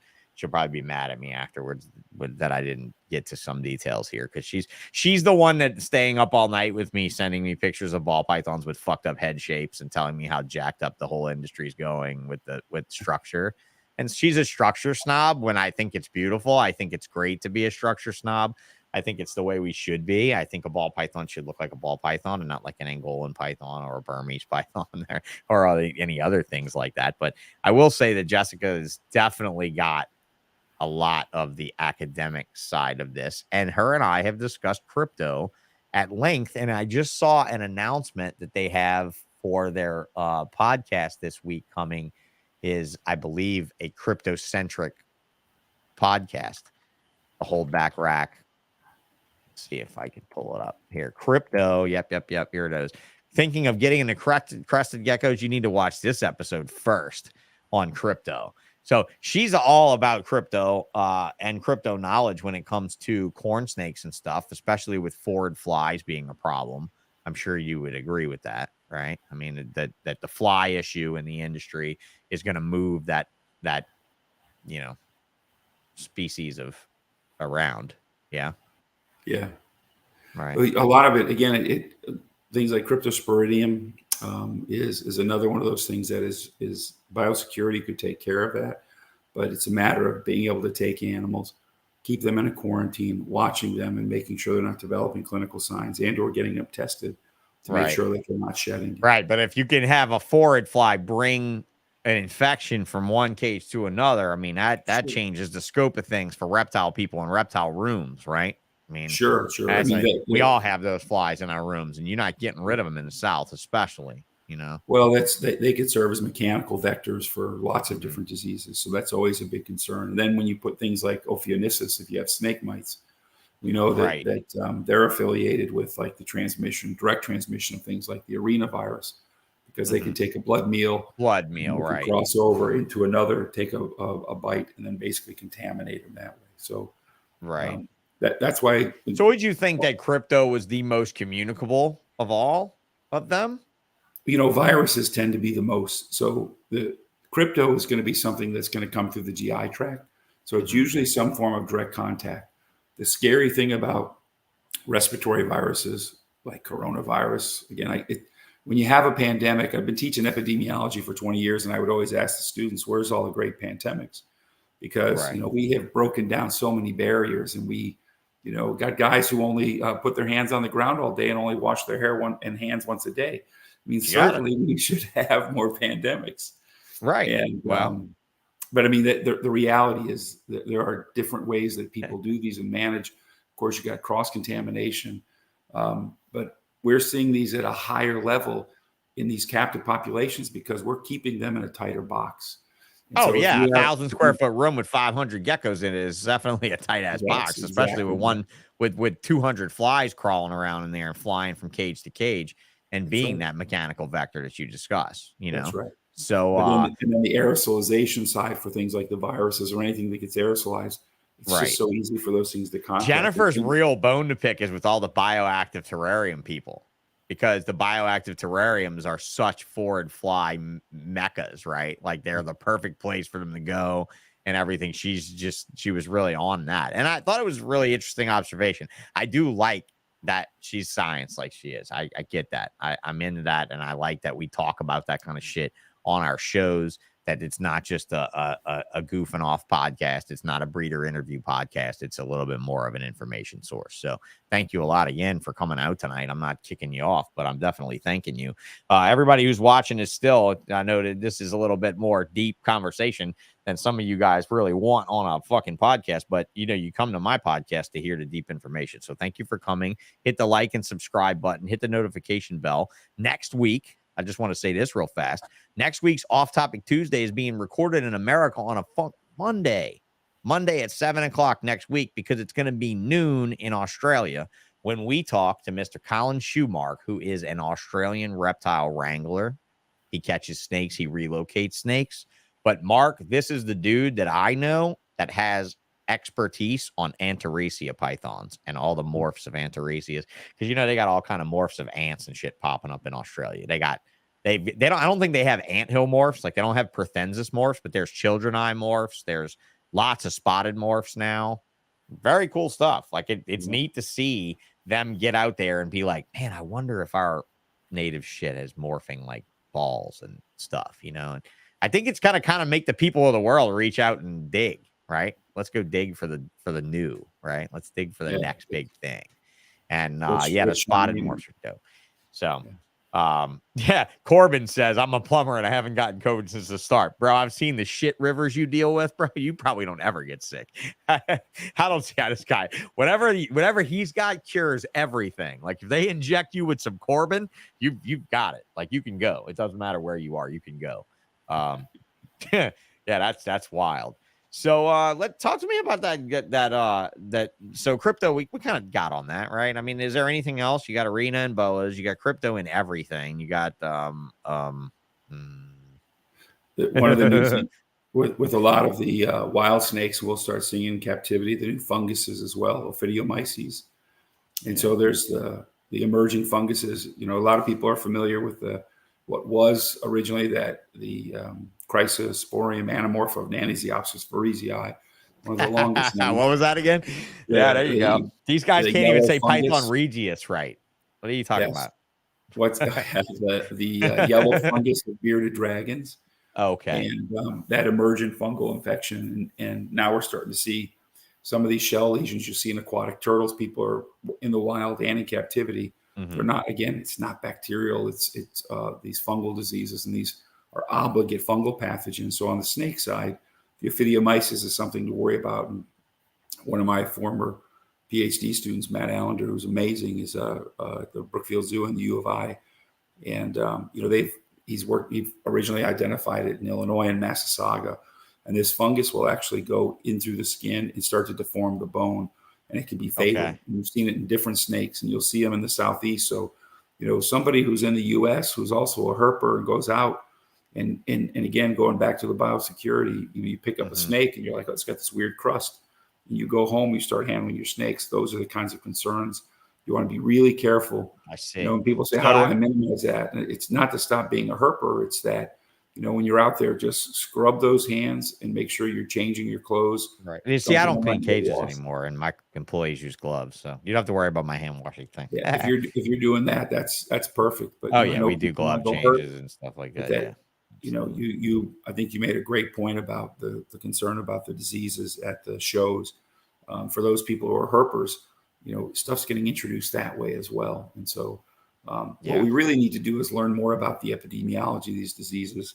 Going back to the nidoviruses in Germany, they measured a 30% prevalence of nidovirus in pythons. So the virus is there and it's circulating. And it's going to be certain populations of snakes are just going to be more susceptible. And it's no different than, again, how viruses work in humans for that matter. So, there's just there's a mistake in the thought. I still want to write an editorial to my MD colleagues and those who are doing the COVID to basically say you can't use the word herd immunity for COVID because humans are not herds. We're open tribe. We're basically open troops. An open tribe, right? Yeah. We use troop. Yeah, we don't sit in like a secular herd and move in that nomadic sense, right? I mean, you're not stuck with it. That's right. Right. But we're not in micro groups like that. Yeah. In the future, it would be terrific. What would be terrific is to be able to develop a nidovirus vaccine, for example, so that somebody could vaccinate their population for the most part because they'll have a closed herd. And then, with the concept of a ball python, even though we wouldn't think it was a herd, but the herd mentality is that you're keeping it closed. If you use biosecurity and you introduce it, even if that animal's positive, if you have enough animals that are controlled, and so it sure would be nice to be able to do those types of things. Right. And, Forward Motion said, from a business aspect, do you think we should be concerned about NIDO? I'd like you to touch on that Forward Motion with a little bit more detail. In what sense? In a business aspect? Absolutely in a business aspect. I mean, we're sending it out. It's killing people's collections. It's doing this and that. I mean, there's testing for it now. So there's a lot of stress on people to test their collections and test their animals that is getting sent out. It's real good. So did she talk about it? Jana on Proper Royals killed this topic tonight. Nice to see people talking about it. I really do hope that they did talk about it because Jana and Jennifer have been touching a lot on communicable, viruses and other problems that we are having in reptiles and trying to be very stressful about cleaning and, like you said, just protocols of overall health and well-being and quarantines and all this type of thing. You feel like is anything airborne? Anything airborne? Anything that's potentially going to be respiratory, nidovirus, arenavirus, I would expect to all be airborne. This is the thing that we're missing. We don't have a lot of the epidemiology, so we don't know how the diseases are working. For the most part, a lot of it is we diagnosed this in a snake, and everyone thinks that that's what you should do. And again, I'm a little biased because I'm an epidemiologist, and what I want to know is, do we, how is it being transmitted? And we did and this is, I've had some PhD students. I had a PhD student. We were going to work on adenovirus in beardies because we wanted to see if we could ultimately create a vaccine. Again, this was in 07 to 010 when bearded dragons were really skyrocketing. And Oh yeah. we were seeing lots of Oh, and you issues. saw every fucking thing wrong with them too, like round heads. I mean, it was horrible. Like they started looking right. That's where bearded dragons really took a turn. You know. Yeah. Yeah. And with the bearded dragons on the diseases, I mean, there's a microsporidian unique to them. There are 2 coccidian parasites that are unique to them. There's the adenovirus. There's the fungus. Well, the fungus isn't unique, but and the reason, when I was giving a lecture on this, I said, when I graduated vet school, we always thought wild animals are where your source of disease are, and captive animals are going to be your clean. In the reptile community, it's the exact opposite. Yeah, well, we're also keeping a massive amount of animals in a tiny amount of footprint with a massive amount of with no biosecurity, with none. But I would say very little, but I would basically say none. Because if you're like me and you're going to a reptile show, you have no biosecurity. You have none. Like I have none. I mean, I have none, but I also, like I said, I don't let people touch my shit either. I don't, and it's just something. In most cases, again, it's tough. It's tough to, I learned about biosecurity as a veterinarian because when I did, as a vet student, I had to do poultry and swine, and you literally show up to these farms and you basically strip down, you take a shower, you put on their coveralls, you work with them, and then you shower out. And that was the way that they minimize those things. For most of us as herpetoculturists, we want to do these other things. We might want to go out and herp, and we might want to go to the show. We might be selling stuff at the show because it's part of what we do is a way to generate revenue. To me, it's the idea, though, where you can make barriers. So bleach will always be your top disinfectant, but you have to get the organics out. So if you're throwing bleach on things where there's organics, you're potentially not going to kill the pathogen. Real simple. Wipe out the debris and the organics, then apply the bleach. Let it do its job. Try to set up something to where you're, if you're in 1,000 square foot space and you bring new animals in because you have a breeding program, put those animals in an area where you put up a visqueen barrier. They're the last animals you treat. You feed them last, you clean them last, and you wash up and you change out your clothes. And that's it. Every little thing that you can create a barrier. I'm not here. The easy thing would be to say negative pressure and all this crazy stuff. Oh, right. Do that. But what you can do is you can put up barriers to do that. With forward motion, it said, do we just keep moving on? Forward motion that I guess, if they're dying from Nido, do we keep moving on or stop selling and test? I think it's really the question of commercialism is what he's asking. Like in other words, I guess, when you have a virus like that comes into a population of animals, how in the world could you expect the world populace of entrepreneurial people to shut down their businesses to contain a problem? They're just not that responsible. We're just not that responsible, bro. I'm sorry. That's not going to happen. It's just not going to happen. I mean, we can peer pressure each other to test, right? And then Will brings this up. Nido testing is shit, in my opinion, right now, and not worth testing. You can get 5 times, get 5 negs, and then stress it out once and get a positive test on the sixth test. I don't know. I haven't tried it. So, any thoughts on that? Sure. Well, so I was thinking about what your first point was. I started to read that. Sorry. No, that's right. About what? About forward motions? About the business side of things. So one thing to look at is, again, this is I'm fascinated with I'm kind of fascinated with how we all want to look at science. There's been a big change. If you're in our age groups, when you were in school, no one asked. You were lined up. You were given your vaccines like cattle. That's just the way it happened. Yeah. And then all of a sudden, some and bad autism. science, and then some. Well, no, that's bad science. The guy who started that whole vaccine, you can find all of this. The evidence is there. He has been discredited and basically removed because he said he was lying on his stuff. But there are still people promoting it. I'm not here to argue any of this. I'm just a scientist. What I can tell you about is a virus. The Nido virus that I was telling you about, the 30%. It's very familiar, doesn't it? SARS-CoV-2 is doing the same thing. And I try to, when I talk to people about their animals, I use humans because a lot of times it's easy for me to say, for the example, the last one where the guy, I can't remember who that was, it tested 5 times, 6 times. Yeah, Will said. And I've had clients say, well, this person did it. And I said, you ever been to a doctor? You know, somebody's been to a doctor 3, 4, 5 times. The 6th doctor said you got cancer, or you've got this, or you've got that. It's because you're applying a diagnostic test, and there are limitations to those tests, and you need to know how to apply them. If you're testing for nidovirus, it really is important to think about how you're testing and what you're testing for. So who was that had that? Will. Do you know what kind of testing they did when you said that they did 5 and the 6th was negative? Yeah, that'd be the Answer question. that, it'd help. Yeah, that'd be the question. What kind of testing? Meaning what? What is it, like PCR or what? Yeah. So ultimately, PCR is what most people do. Mm-hmm. If an animal doesn't have clinical disease, then if you're doing a PCR, it really depends on where you're putting the swab. If you are swabbing the oral cavity of something and the nido is sitting latent in the lung or the trachea, you're not going to get it. Right. It's just not the way it is. Yeah, like Reno, right? Back in the day when we just cut the head off the snake and take the brain out, and right. That's how that one was with inclusion bodies. So that'd be it. Was it a PCR test or what? He'll get back to us. Quirky said hydrogen peroxide kills crypto. That true? Hydrogen peroxide to kill crypto. Yeah, to kill crypto. If you're using hydrogen peroxide, you got to use really high concentrations, and the hydrogen peroxide gets lost in the organics, and so there's some good stuff in poultry and that suggests hydrogen peroxide doesn't always work.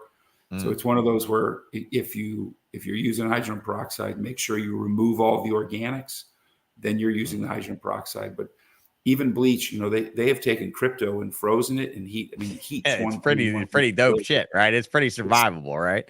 It's like cyanobacteria. It lives anywhere, in any climate, in any fucking place on earth. This is why my biggest recommendation is, if you don't have a problem right now, implement whatever barrier you can implement to not get something in, because a lot of the stuff is tough to get rid of. Right. I'm pretty sure he said whatever the test is that we send in. He said, I do not know. Jessica's the one who was talking about the testing that we send in. It's PCR. I'm pretty sure it's PCR. I'm sure it is PCR. Yeah. How are you guys collecting the sample? Where are you collecting the sample from? There's your question. Where are you collecting a sample from? Hey, you guys, micro swab that fish head uses. We'll see. Where are you swabbing? The mouth, the nose, the throat? What is it? What's the swab? And do they have clinical science when you swab them? Right. No, this is more people saying, I'm not buying your ball python unless it tests negative. Like it's getting there. It's getting to that point. It's getting to where all my animals are nido tested.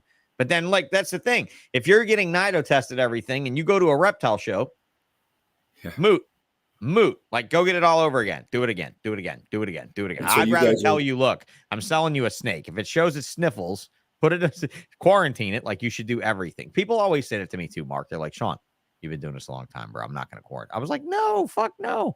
Quarantine that shit. You should treat everything coming in like it's a potential disaster. And that is how biosecurity works. You treat every little thing. Like, okay, you got coral frags on a plug, right? The way they do that is they sever the coral at here, not at the plug. They cut the coral up here. They save that piece of coral. They throw the plug away with the remaining living tissue on it. They don't even want to save where the coral meets the plastic peg, because of so much weird bacteria and stuff that can be right at the edge. They go up on fresh coral where they know there's nothing and cut it, and the other stuff goes in the garbage. It's pretty interesting to watch the reefers biosecurity. It's gangster, dude. Running fishless systems to where you can't have ick laying on corals or anything. So you're running just a system with coral and snails and crabs and stuff. Then you're running a whole different quarantine system for fish and everything. It's very interesting to watch those guys do it. But hey, man, you pull in, you guys think mites and nido and arena and crypto are scary. Oh, you ain't even got into coral ailments yet. Coral ailments are fun. You have one species that gets one thing, and only that species gets that one thing.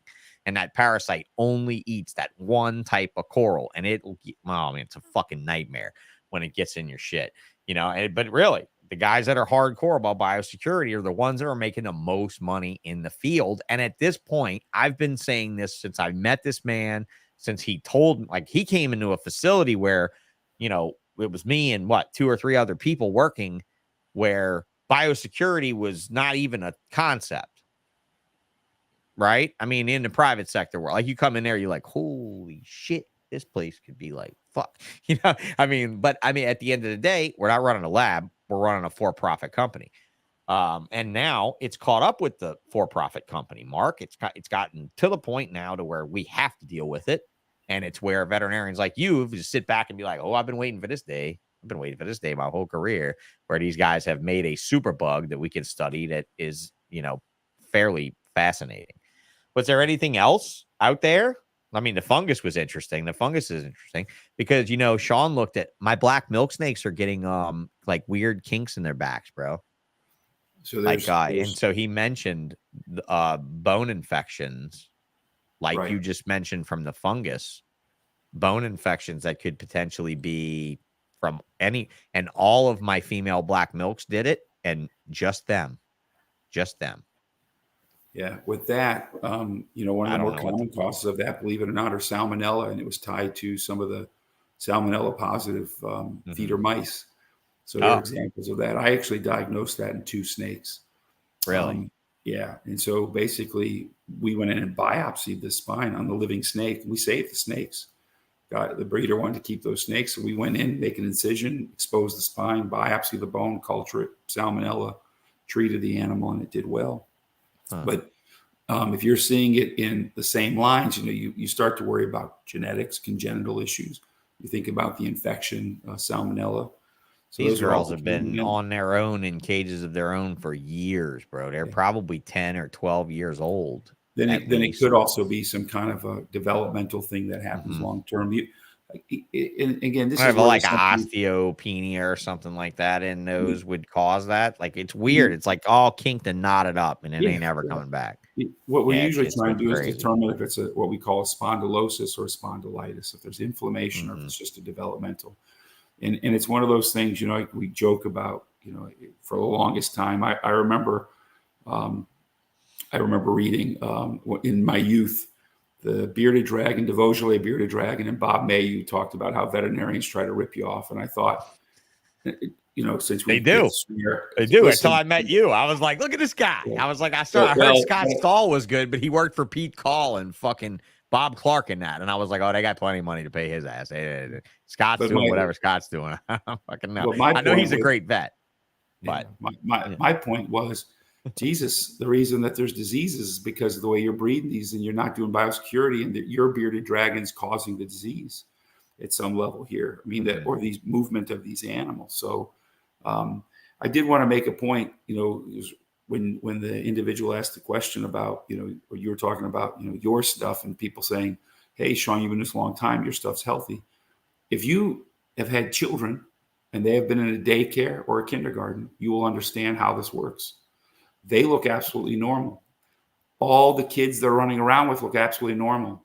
Every parent is wiped out by whatever disease they're shedding, because the idea is, in many cases, you can have, and this goes back to the point about the nidovirus, you can be absolutely negative on tests or look negative, but you have the disease and you're a latent carrier or reservoir, and you're shedding it, and then the exposure. An asymptomatic carrier.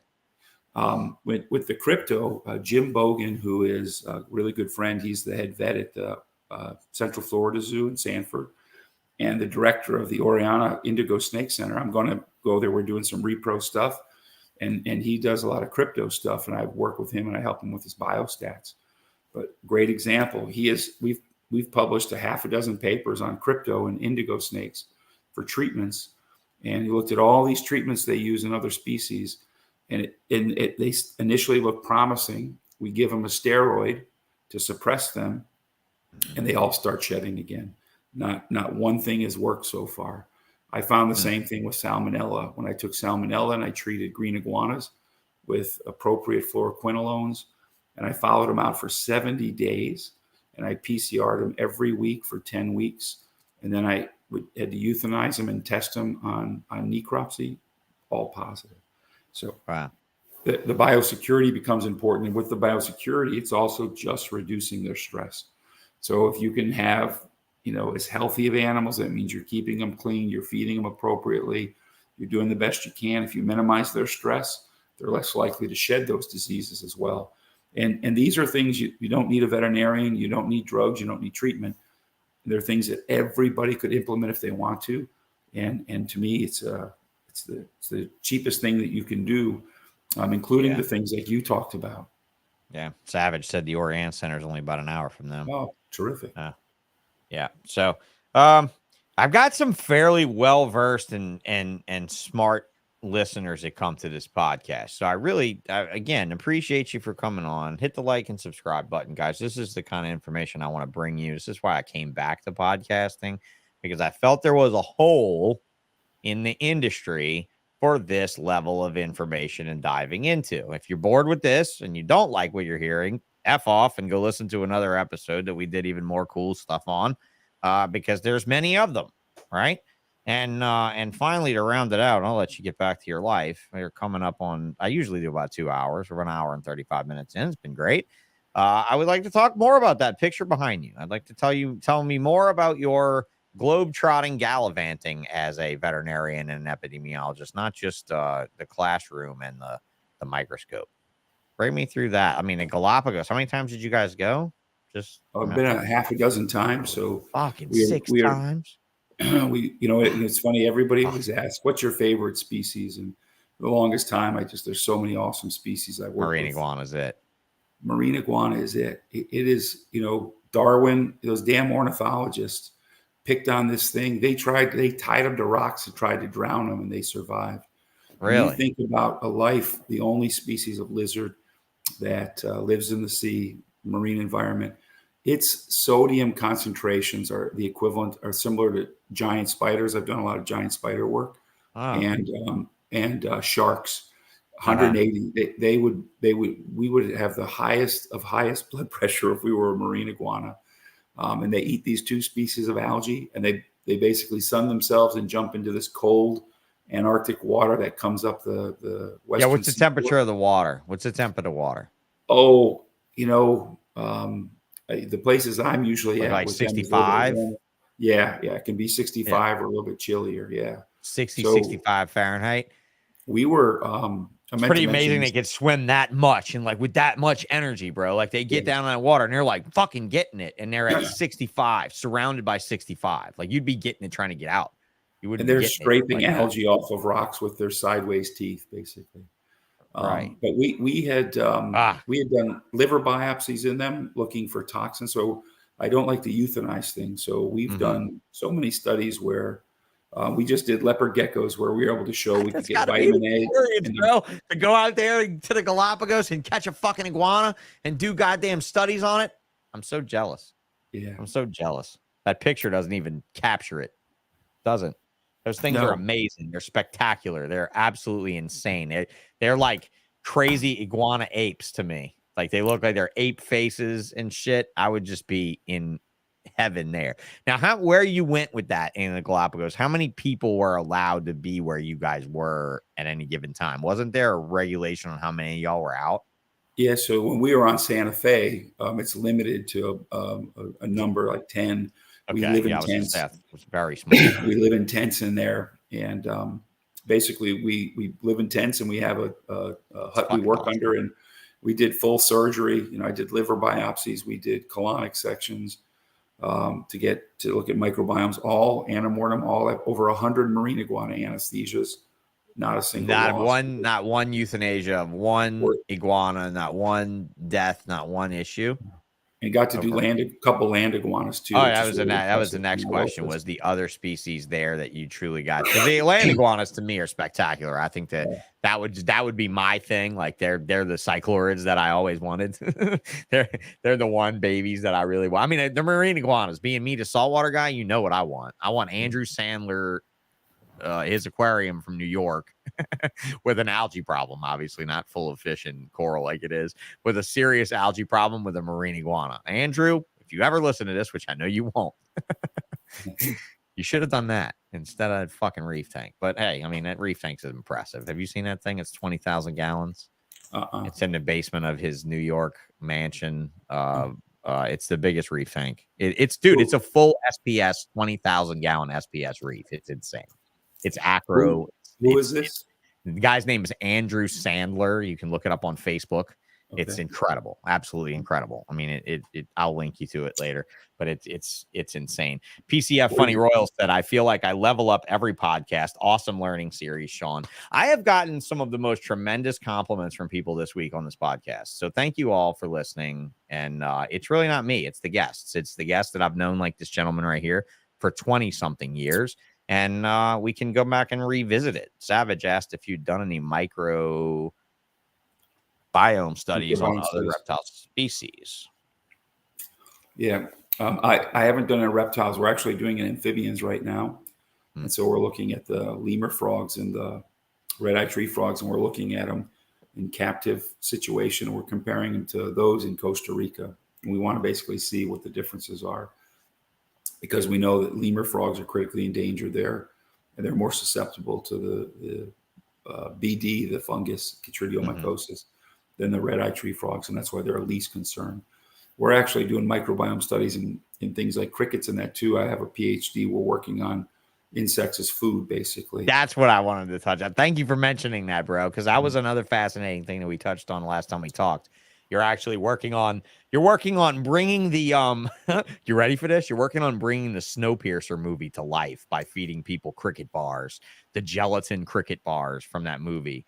So yeah, the new human sustenance by way of an insect diet. I mean, many countries live on insects, so I'm sure that it's not difficult to do. You know, they're very nutty. I hear they're rich in omegas. But I mean, really, come on, bring me through that. Like, we're developing the fucking green bar from Snowpiercer, guys. Let's go. Well, there are a lot of people working on that stuff. Black soldier fly, larva, crickets, mealworms, and they're interested. Again, there's lots of entrepreneurial stuff. I'm really impressed with guys like yourself and what you've been able to grow and do. There's people looking at it with the insects. I am a scientist, and my interest is keeping things alive. If people raise 1 trillion crickets and they get a virus and you have 1 trillion dead crickets, not only do you not have a food source, but you have a waste problem to have to get rid of. Sure. When I graduated vet school in '92, I was always a big interested in fish, especially raising freshwater fish. Never a big fisherman, but if I was netting fish, identifying fish, that's what I was after. But, it was the concept that aquaculture is going to help feed the world. And aquaculture has made some inroads, but, you cannot do aquaculture in sub-Saharan Africa. You can't really do aquaculture in many parts of the United States. No. I mean, not without massive investment for temperature control management and stuff like that. I mean, you can aquaculture rainbow trout in Missouri next to a dam. You can aquaculture oysters on the coast next to a gulf, right? Or something like maricultured Bali, for instance, like maricultured clams, right? In Palau, maricultured clams, maricultured fish, maricultured yellow tangs when they fucking shut Hawaii down, right? But again, maricultured, pumping water in from the ocean, pumping water out. It's not technically aquaculture. What you're talking about is a sovereign body of water growing food without connection to a natural body of water. Typically, right? Yeah. I mean, that would technically be aquaculture. Aquaculture would not be considered. Me pumping a river through a system is not aquaculture, in my opinion. And insects get a bad label because, in reptiles, we all are amphibians. People say, well, they're low in calcium, so they're not a good food source. That soldier fly larva is extremely high in calcium, isn't it? It's like one of the highest. Black soldier fly are typically positive, but they can all be positive. This cricket diet, high calcium diet we made, in 6 hours, we can get a cricket's calcium to 3 to 3.5 to 1 calcium to phosphorus. And crickets like to eat it and then drop off, even at this is at 4, 6, and 8%. One of my PhD students, Graciela, doing the frogs, we're working on the diet, so we can check that out. We've made the diets now. What we're doing is we're going to feed it to the frogs, and we're doing micro CTs so we can track their bone density to basically show how it works. This is some fun veterinary shit, right? These are the vets that learn how to fix our problems and make us better. Not just dog and cat stuff. That's pretty awesome, man. You really got me thinking about nidovirus and vaccines now, of course. Oh, good. We need some more brains on that kind of stuff, man. I mean, it's definitely not. This industry is not slowing down, Mark. So you know what that means. That means we're just gonna make more problems for you guys to figure out. That's what we're gonna do. We're gonna just throw a bunch of marbles on the ground. You guys are kind of run through. I mean, like watch you scatter around like Wile E. Coyote or something like that. Savage is bringing all the good questions. You know, are you looking for ways to improve the microbiome issues within species, or just trying to see the gaps that are showing up in wild animals versus captive? I think ultimately he's going to say that they're always trying to help it, right? I mean, ultimately it's to stop it. Yeah, so the goal, that's a great Savage, man. You are fantastic with your Dude, she's a horse person, man. That's it. She's a horse person. Trust me, her husband's a tattoo artist. He's sitting there saying, I don't know where she gets this shit. I don't know. Yeah, Ricky's like, I don't fucking know. I just tattoo people and breed snakes, bro. I don't know. But yeah. Give her long term is to actually identify probiotics and things that you can alter the microbiome. And so with the insects, that's one of the things we're looking at. With the frogs, that would be the same. We could apply it in captivity to the insects, for example. And some of the preliminary work, Dr. Kim Boykin is the PhD student working on this. And some of the initial stuff is already showing that, you know, we're looking at growth rates and stuff like that and how that can improve that. The same will be with the others. You know, there's some great stuff in humans with microbiome to show that, you know, I like to think of us as actually, we're each kind of our own planet comprised of all these cells. I guess it's kind of like a Guardians of the Galaxy 2 here with Kirk. God, what was his name? I don't remember. Yeah, geez. I get you though. Nonetheless, you know, the bacteria, there are trillions of bacteria in our guts, and those bacteria can control things like our endocrine system. And so that's why gut health is so important in vertebrates. And we know the same thing's happening in a lot of these species. And so ultimately, I think the future in a lot of things with medicine is going to be, how do you alter the microbiome using probiotics or different things, and not probiotics like you buy Lactobacillus acidophilus in your yogurt, but stuff that's truly going to control these things to help with your overall health and condition instead of antibiotics in certain cases, for example. Now, would that be just a digested thing, or would that be also something topical? Like, let's say you had a terrarium and you had like a vial of liquid that you put in your bioactive and it straightened out all of your fungal issues and all those kinds of things. It'd be the same concept you're trying to do. Same concept, right? Yeah, and I've seen that already. I've already seen that becoming a thing in terrariums where people are doing bacterial, almost like the bacterial cultures we get with fish, right? Like Cycle back in the day, or like Dr. Tim's, Fritz, Turbo Start, right? Is another one, another good one, another good additive, like a shot for your tank, right? Like you put this 1 ounce liquid in your terrarium, and you now are introducing all of these species of things. And Becca piped up and said that a lot of this knowledge is coming from her developing a rodent food. She's been working on developing a new rodent food in Florida. She had it at Daytona. She'll probably be, you know, leading the march of it a little stronger during 2023. But that's where a lot of this comes from too, is, you know, her doing the research to bring people a better rodent diet, to where, like you said, if salmonella infected mice are what gave my black milk snakes their bone infection, then I lost countless thousands and thousands of dollars based on a rodent having this. Right. So there you go. No any entomologists that want to tackle isopod genetics. I don't really know about that. That'd be a great PhD study. Maybe. If you let me know, because this guy is the isopod guy, Mark. If you ever need isopods from a source, this is the man. Everybody in a country gets them from him. It's not just a name, isopod.com. It's actually the real guy. Have you looked up like Google Scholar, PubMed, to see if there's anybody doing that at some university as the facilities, and then just contact them directly? A lot of times I get contacted by people. He said Google it, bro. You got to love the expert that says Google it. I say that shit all the time. People look at me funny.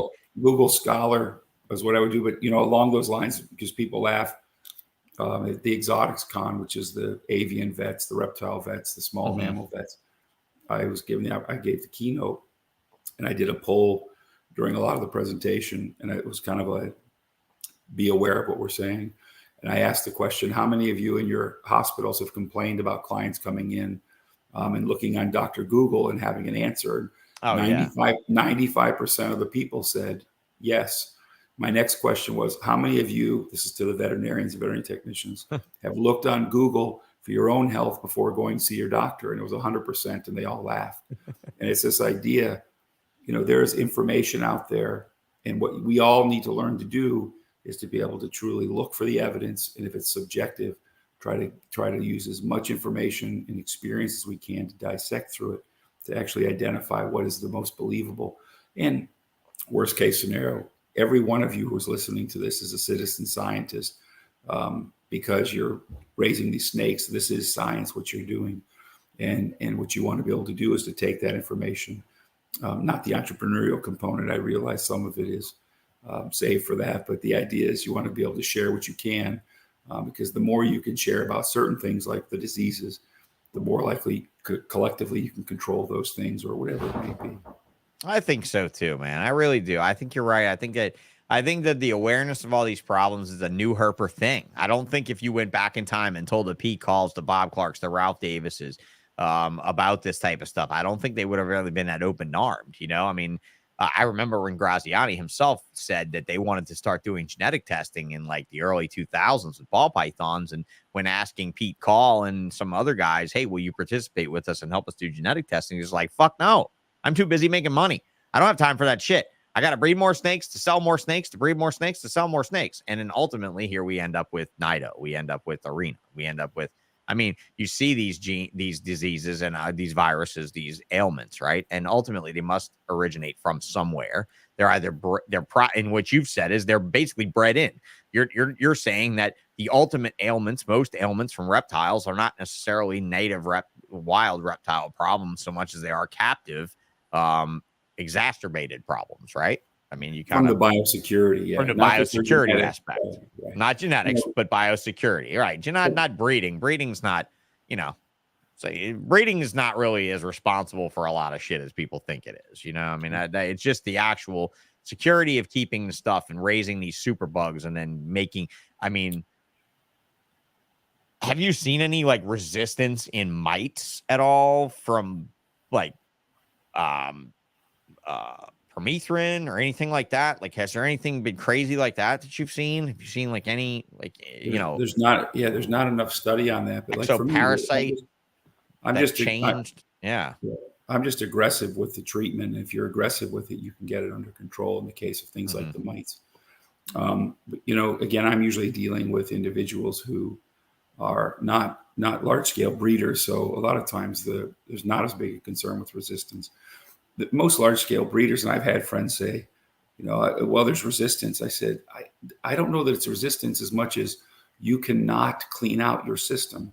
And if you can't, you know, mites are like fleas. You can bomb a house, but if you don't treat all the fleas and they survive the bomb, goes back to that one comment about the nidovirus. It's just sitting there latent and then it comes back. And so, again, if anyone wants to take to me, the huge take home message, the biggest success is going to come through biosecurity. And if you're doing treatments, to really do treatments. And when you basically are exchanging everything, exchange stuff so that you're minimizing the likelihood anything's going to stay, to get those things out of there. So lots of glove changes, get some visqueen and make some barriered rooms, do your best to get your shit, you know, isolated, especially when you bring it out and bring it in. What's your other words of wisdom for these folks before we say goodnight? I mean, is anything else huge other than, you know, do your best to keep it clean? Yeah, I think just remain vigilant on those things, and you can minimize the likelihood of you having issues. And you really do want to, you know, if you can, and I realize it sounds like some of the businesses have suffered and those things have been acknowledged, but you want to make sure that you're not further disseminating these things as well. Yeah. Ultimately, you can minimize that by doing the things we're talking about. And I think some of the future, I wanted to make a comment on the gene stuff. You know, one of the things I'm interested in is when you have the genome of a species and you're actually looking at those genes, going back to the diseases, I think with the morphs will be interesting. And I expect these things will happen at some point, where you can actually look and see what genes are there or not there, what gets turned on, what doesn't get turned on when they're exposed to certain things. And you'll probably find that some of this breeding and these morphs that have developed as a result of that, of these mutations, are going to basically be more susceptible to certain things just because of where they're at. And we see that with different species as well. You know, we see it with birds and mammals as well. Yes, indeed. Well, I tell you what, man, 20 years of knowing you's been amazing. I know that. And never skip a beat. Loved having Sean over here yesterday. Went and checked out the aquarium with my kid maybe a month or two ago. I think in July. Yeah. I was there, and that's kind of. You been over there? Yeah, been there a couple times. Yeah, you like it? Oh yeah. It's pretty cool. It's a nice aquarium. It's built for the family kind of concept. You know, it's weird. I grew up in Chicago, so a shed aquarium, real aquarium. You know, right. Big aquarium. That's my kind serious of aquarium. Yes, indeed. You Do you get to work there much? You do much research at the shed? Yeah. I did. I worked with some folks there and did some stuff. And I have a good friend every time. Would you do like beluga? You did any beluga work there? Well, there was one of the residents doing some stuff. I helped them with their data. They bred them there, right? Isn't that where they bred them? They bred belugas there. They have good success with that stuff there. Yeah. I have a good friend who's the head of research and science there. I love that aquarium, bro. That aquarium in Monterey and that are my shit, man. This fly wants to eat me. But yeah, Monterey and that are great. What else have you? What other crazy shit didn't you do? What did you do? Killer whale stuff? Sharks. We did shark stuff in Belize. No, I haven't done a lot. Sharks in Belize. I thought I wanted stuff in Mississippi. Dolphins in Mississippi. Yeah. Dolphins. Yeah, we did some stuff with that, looking at some diseases. Did some shark stuff. Looked at antibiotic resistance in Belize and Cape Cod and the Gulf. So I think we were the first ones to bleed sharks underwater. We bled nurse sharks by using vacutainers, like we bleed a cow out of a tail. We bled sharks out of their tail that way. Had the Belizeans holding them underwater. We were snorkeling. We'd hold our breath, go down, collect the blood, and then go ahead and process it. And did all kinds of stuff. Shit. Yeah, Monterey Aquarium. Hell yeah. He says Monterey's a shit, man. I mean, I love that aquarium, but there's so much old tech there. I mean, like old Delbeek tech there. Like a lot of shit was developed there. You know, Carlson Surge device was developed and utilized in the Steinhardt Aquarium in San Francisco first, then in Monterey, then in Waikiki. I mean, if you go hit these places like me, I'm a tech nerd. This dude's like he's the veterinarian medical nerd, right? And I'm the tech nerd. I go to the aquariums and I'm like, how are you making waves as a man? I want to see you make waves. Let's make waves. I want to see why that coral looks like it actually looks on an atoll and it's not looking like it grew in an aquarium. It doesn't have spindly weird. Like it's got like when you have like stylophora growing with like fat fucking branches. And I'm like, whoa, you got to be giving that thing like pounding. You got to be like fire hosing that coral with like ocean waves to do that. And I want to know how you do that. And these guys are literally pumping water into attics of aquariums and dumping them down out of pipes this big around. And they're doing anything they could to try to make a wave. And you don't understand how fucking amazing it is to watch a guy make a wave. And at Monterey, they have that shallow, sandy coastline exhibit. And at the end of it is a hydraulic ram like this with a big, long bar on it. And it pushes the bar slowly down into the water and it quickly yanks it up. And when it yanks it up, it makes undertow come back across and waves go on the beach. And inside, they've got a fucking room that's 40 feet wide, that's 75 feet long. And in this room, there is a goddamn beach with a wave. And it just sounds like perfect. And there's birds in there laying eggs in the sand inside the aquarium. It's fucking amazing. And thanks a lot, Kraft. He says, I'm glad you're back. I'm glad I'm back too, man. Savage, Sean, why you keep having people on I need to be friends with? Well, you know me and I know him, so you're in good company. And that's why I brought these great people to you. Mark, I can't tell you how much I was so excited that you took me up on this. Thank you so much, man. Yeah. And hey, really guys, guess who else took me up on this today? Ian Niadowski from Outback Reptiles wants to come on the Bullshit podcast. What the fuck? Nobody even knows who he is. Nobody even knows Ian. Ian, like we were talking about albino Brazilian rainbow boas. Mark, you should see these things. Oh, I'm probably getting one. You'll see it. I'm probably getting one. What are we doing next? You said you wanted to research something. You said you wanted to do something with corn snakes before I sell them all. What do you want to do? We're still trying to work on the cryopreservation. We think we have some new thoughts on that. So we want to try to do that. We did some extenders this summer with some of the snakes we had. We had some success, but we really do need to get the cryopreservation done so that we can get to the next level. Yeah, I think that'd be fun. You know, I'm probably going to get rid of a lot of corn snakes here pretty shortly. I might even get rid of most of them, but you know, I'll still have something you can play with. Let me know when you want to come by and squeeze my corn nuts. But you're not electroejaculating the snakes, right? No hand stripping them. Still hand They just stripping. hand strip. Hmm. Hmm. We All right, bro. electroejaculate the lizards and the chelonians, the turtles. Yeah, you couldn't strip those anyway. It's better though. Is hand stripping that functional? It didn't seem very functional when we looked at it with you, Well, but I don't know. they don't have accessory glands, so you don't have accessory glands, bulbourethral glands, and you don't have a prostate. You don't make a lot of fluid, and so their ejaculates are really small, like 100 microliters or 1 or 2 microliters. God, so we did this with leopard it's that geckos. small, right? Yeah, we did leopard geckos so we could use a model species. And this is cool stuff. We were able to we looked at several of the hormones, HCG and PMSG, and we were able to basically gain control. This was Dr. Alex Mason, who's now at the Central Florida Zoo, her master's, and we were able to basically show that we could increase testosterone concentrations and sperm production. And the way that we did that as well was because we didn't have to euthanize these. We did unilateral orchidectomy. So we basically did a unilateral neuter, inside the leopard geckos. She was 24 for 24 on that one too. And so we have 24 one testicle leopard geckos running around. Well, less than 24 one-nutted geckos. Look at that. Hey, there's 12 geckos between them. There's That's 12 right. good geckos. Look at that shit. Oh yeah. At least there's 12 good geckos. At least the 24 geckos with one nut are more fertile than me with 2. Or more capable of production. So yeah, one-nutted leopard geckos. You're going to hell for that bit. Better hope God's not a leopard gecko. God's a rodent or a cricket. I'm gone. But if God's a leopard gecko, buddy, you are gonna have we a didn't hell kill of a him though. purgatory, We didn't man. kill him. We just removed one testicle. Yeah, you They just still removed have the one. nut. That's right. You just removed the That's nut. why You didn't we even didn't kill right. him. Right. What That's if? right.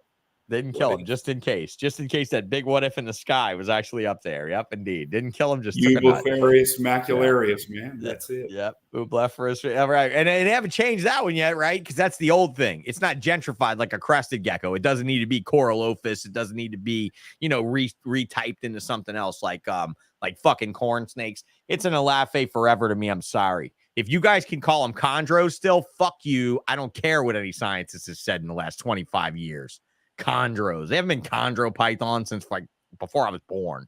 It's been forever. It's like 93 or something. They re-described that crap, and now it's been what? Python, then now it's Morelia. Yeah, make up your minds, guys. All it was a scientist like this guy wanting to make a name for himself, but not studying the cool shit. That's all. Some people got to have a job. Some people got to put their name on something, huh, Mitchell? Some people got to put Not me. Mitchell on some shit. Not you, huh? You're going to end up naming some virus after yourself. No, you're not. You're going to name it after somebody you didn't like. That's what I would do. I'd name it after my mom. The Terry virus. Yeah, that would be it. It'll kill everything. It'll make everything lock itself in a room and be miserable to death. So, all right, Mark, thanks a lot, bro. She's an old New Orleans woman. I mean, she's terrible. This is my dude here, Mark Mitchell. He's linked in the bio of this here thing. This is his bio. His illustrious career in veterinary science is listed right here. There's awards and honors and publications and funding and this and that. Dude, you've had a career. You're having a career. Thank you so much for coming.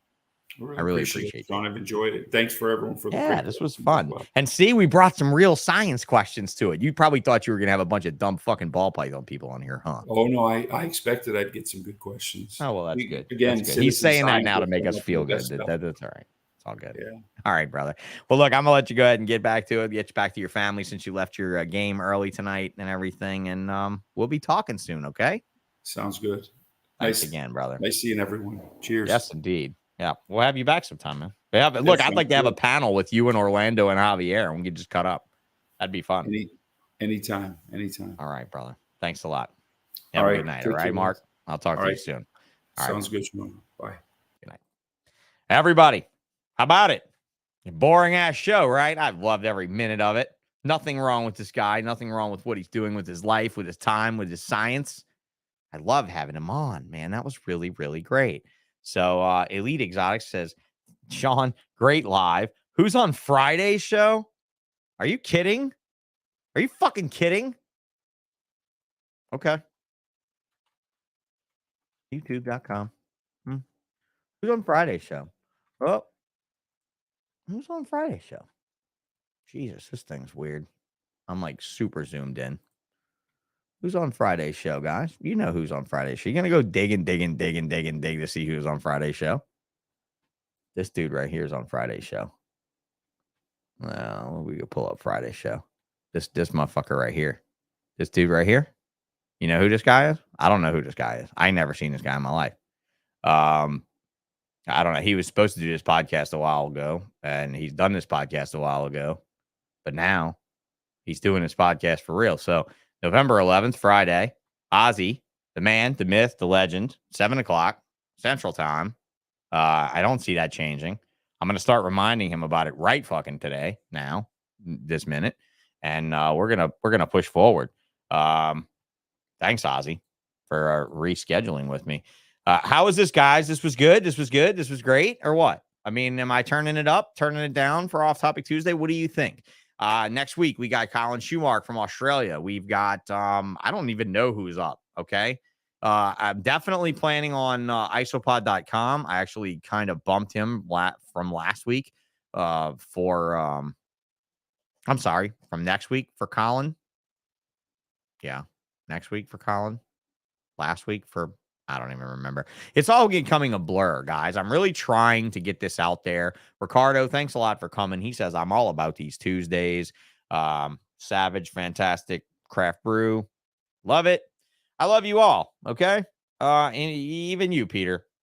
I love you most, actually. I mean, you don't have to comment on every single episode. But yeah, for non-ball python only shows, these are the only ones that can hold my interest for the full show. Thank you very much for saying that, Will. I try to hit on this in a way that'll really get you guys to the table. And we will definitely continue to do this. Okay. Ian Niadowski. Are you kidding me? Does anybody here even know who Ian is? Ian G. Have you ever seen that? Ian G. A-I-A-N.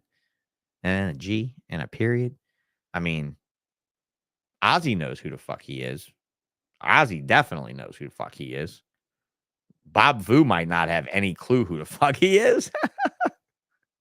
Speaking of, do you know the Bob Vu episode is the most watched, least liked episode because of that shit?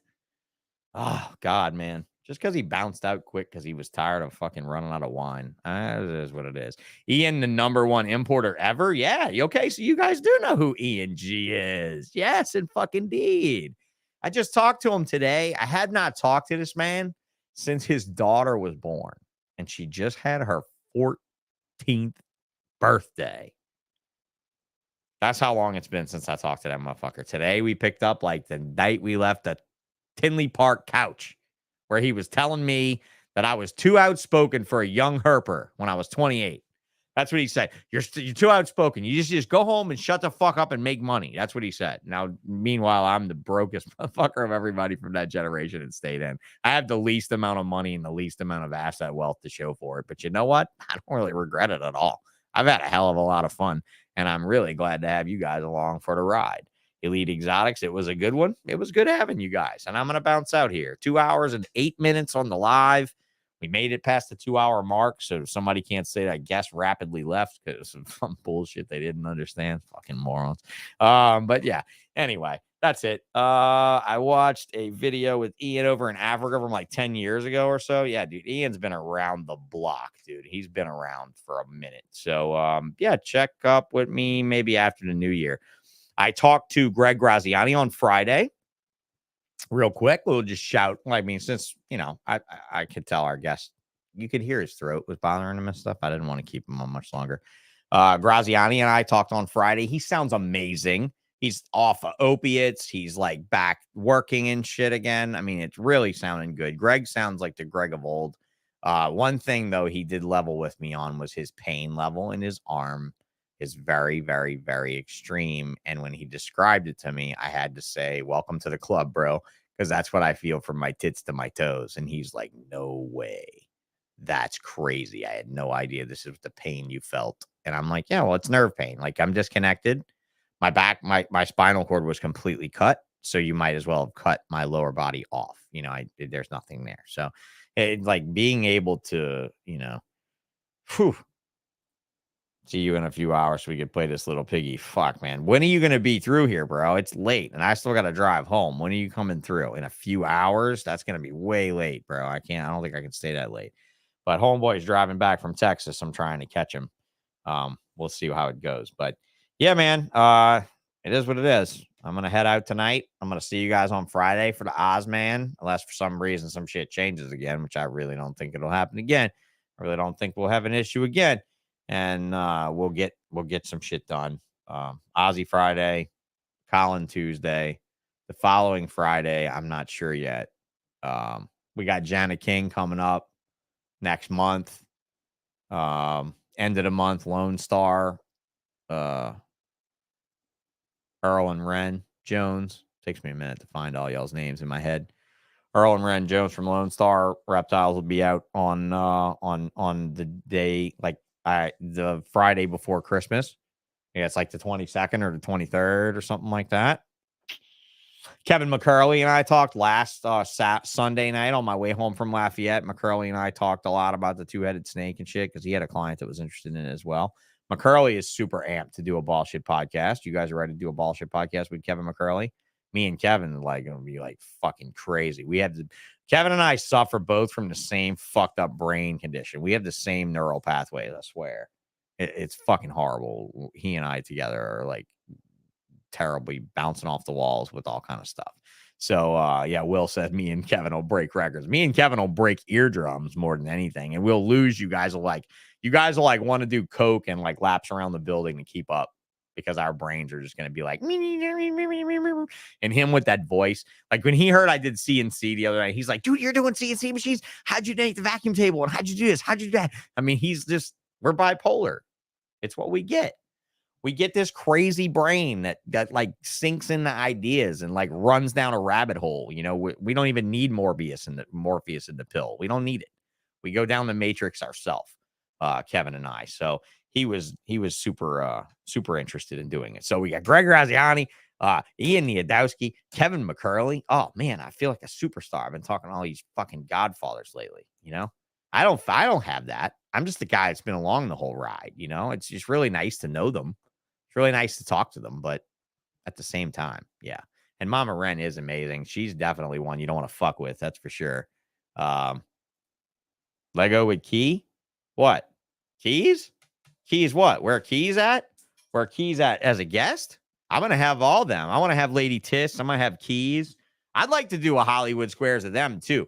We want to do a Hollywood Squares of sponsors for the show because we basically have what? 1, 2, 3, 4, 5, 6, 7 basic sponsors, 8 basic sponsors, and me would be 9. So that would be like 3, 3, and 3. So we could do like a 9-cell Hollywood Squares type of broadcast where it was all of us, all the sponsors. That'd be kind of fun. And we're trying to find a date to do that. And then Quirky says one day we'll have to have Wayne. Yeah, maybe.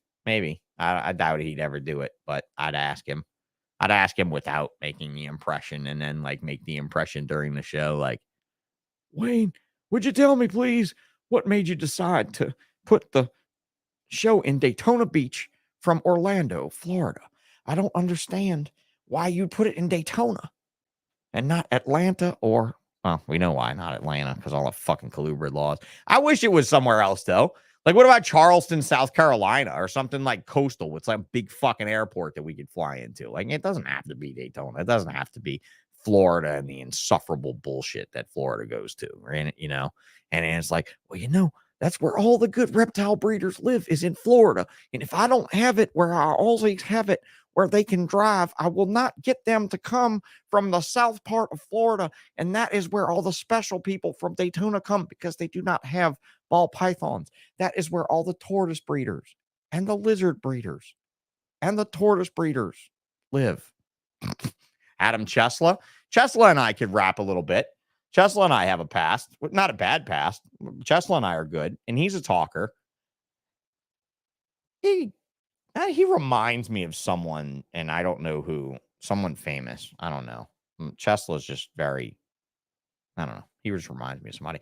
All right, guys, I'm going to go. I'm just rambling at the point, and this is not a monologue podcast. This is never going to be a monologue podcast. If I ever have to monologue my way through a long, long podcast, I will quit. Thank you very much for listening to me tonight. I love being back. I love this being not so pressured. I apologize for the audio versions not being up more. They're going up. I'm going to spend the entire morning tomorrow uploading, dude. I've been out of town since Friday. My fucking car broke down at some point. It was not good. Yeah, we've had a lot of issues the last week. I canceled a Reef show a week and a half, 2 weeks ago because of the car situation. It's just been a mess. So I appreciate your patience, guys. Get those numbers up, like, subscribe, and hit me up. Always suggest more guests to me, and I'm going to go over on Facebook and kind of pump this one up a little bit because I don't care how underrated an episode like this gets. This was really solid gold. Solid fucking gold. All right, guys. Good night. Love you.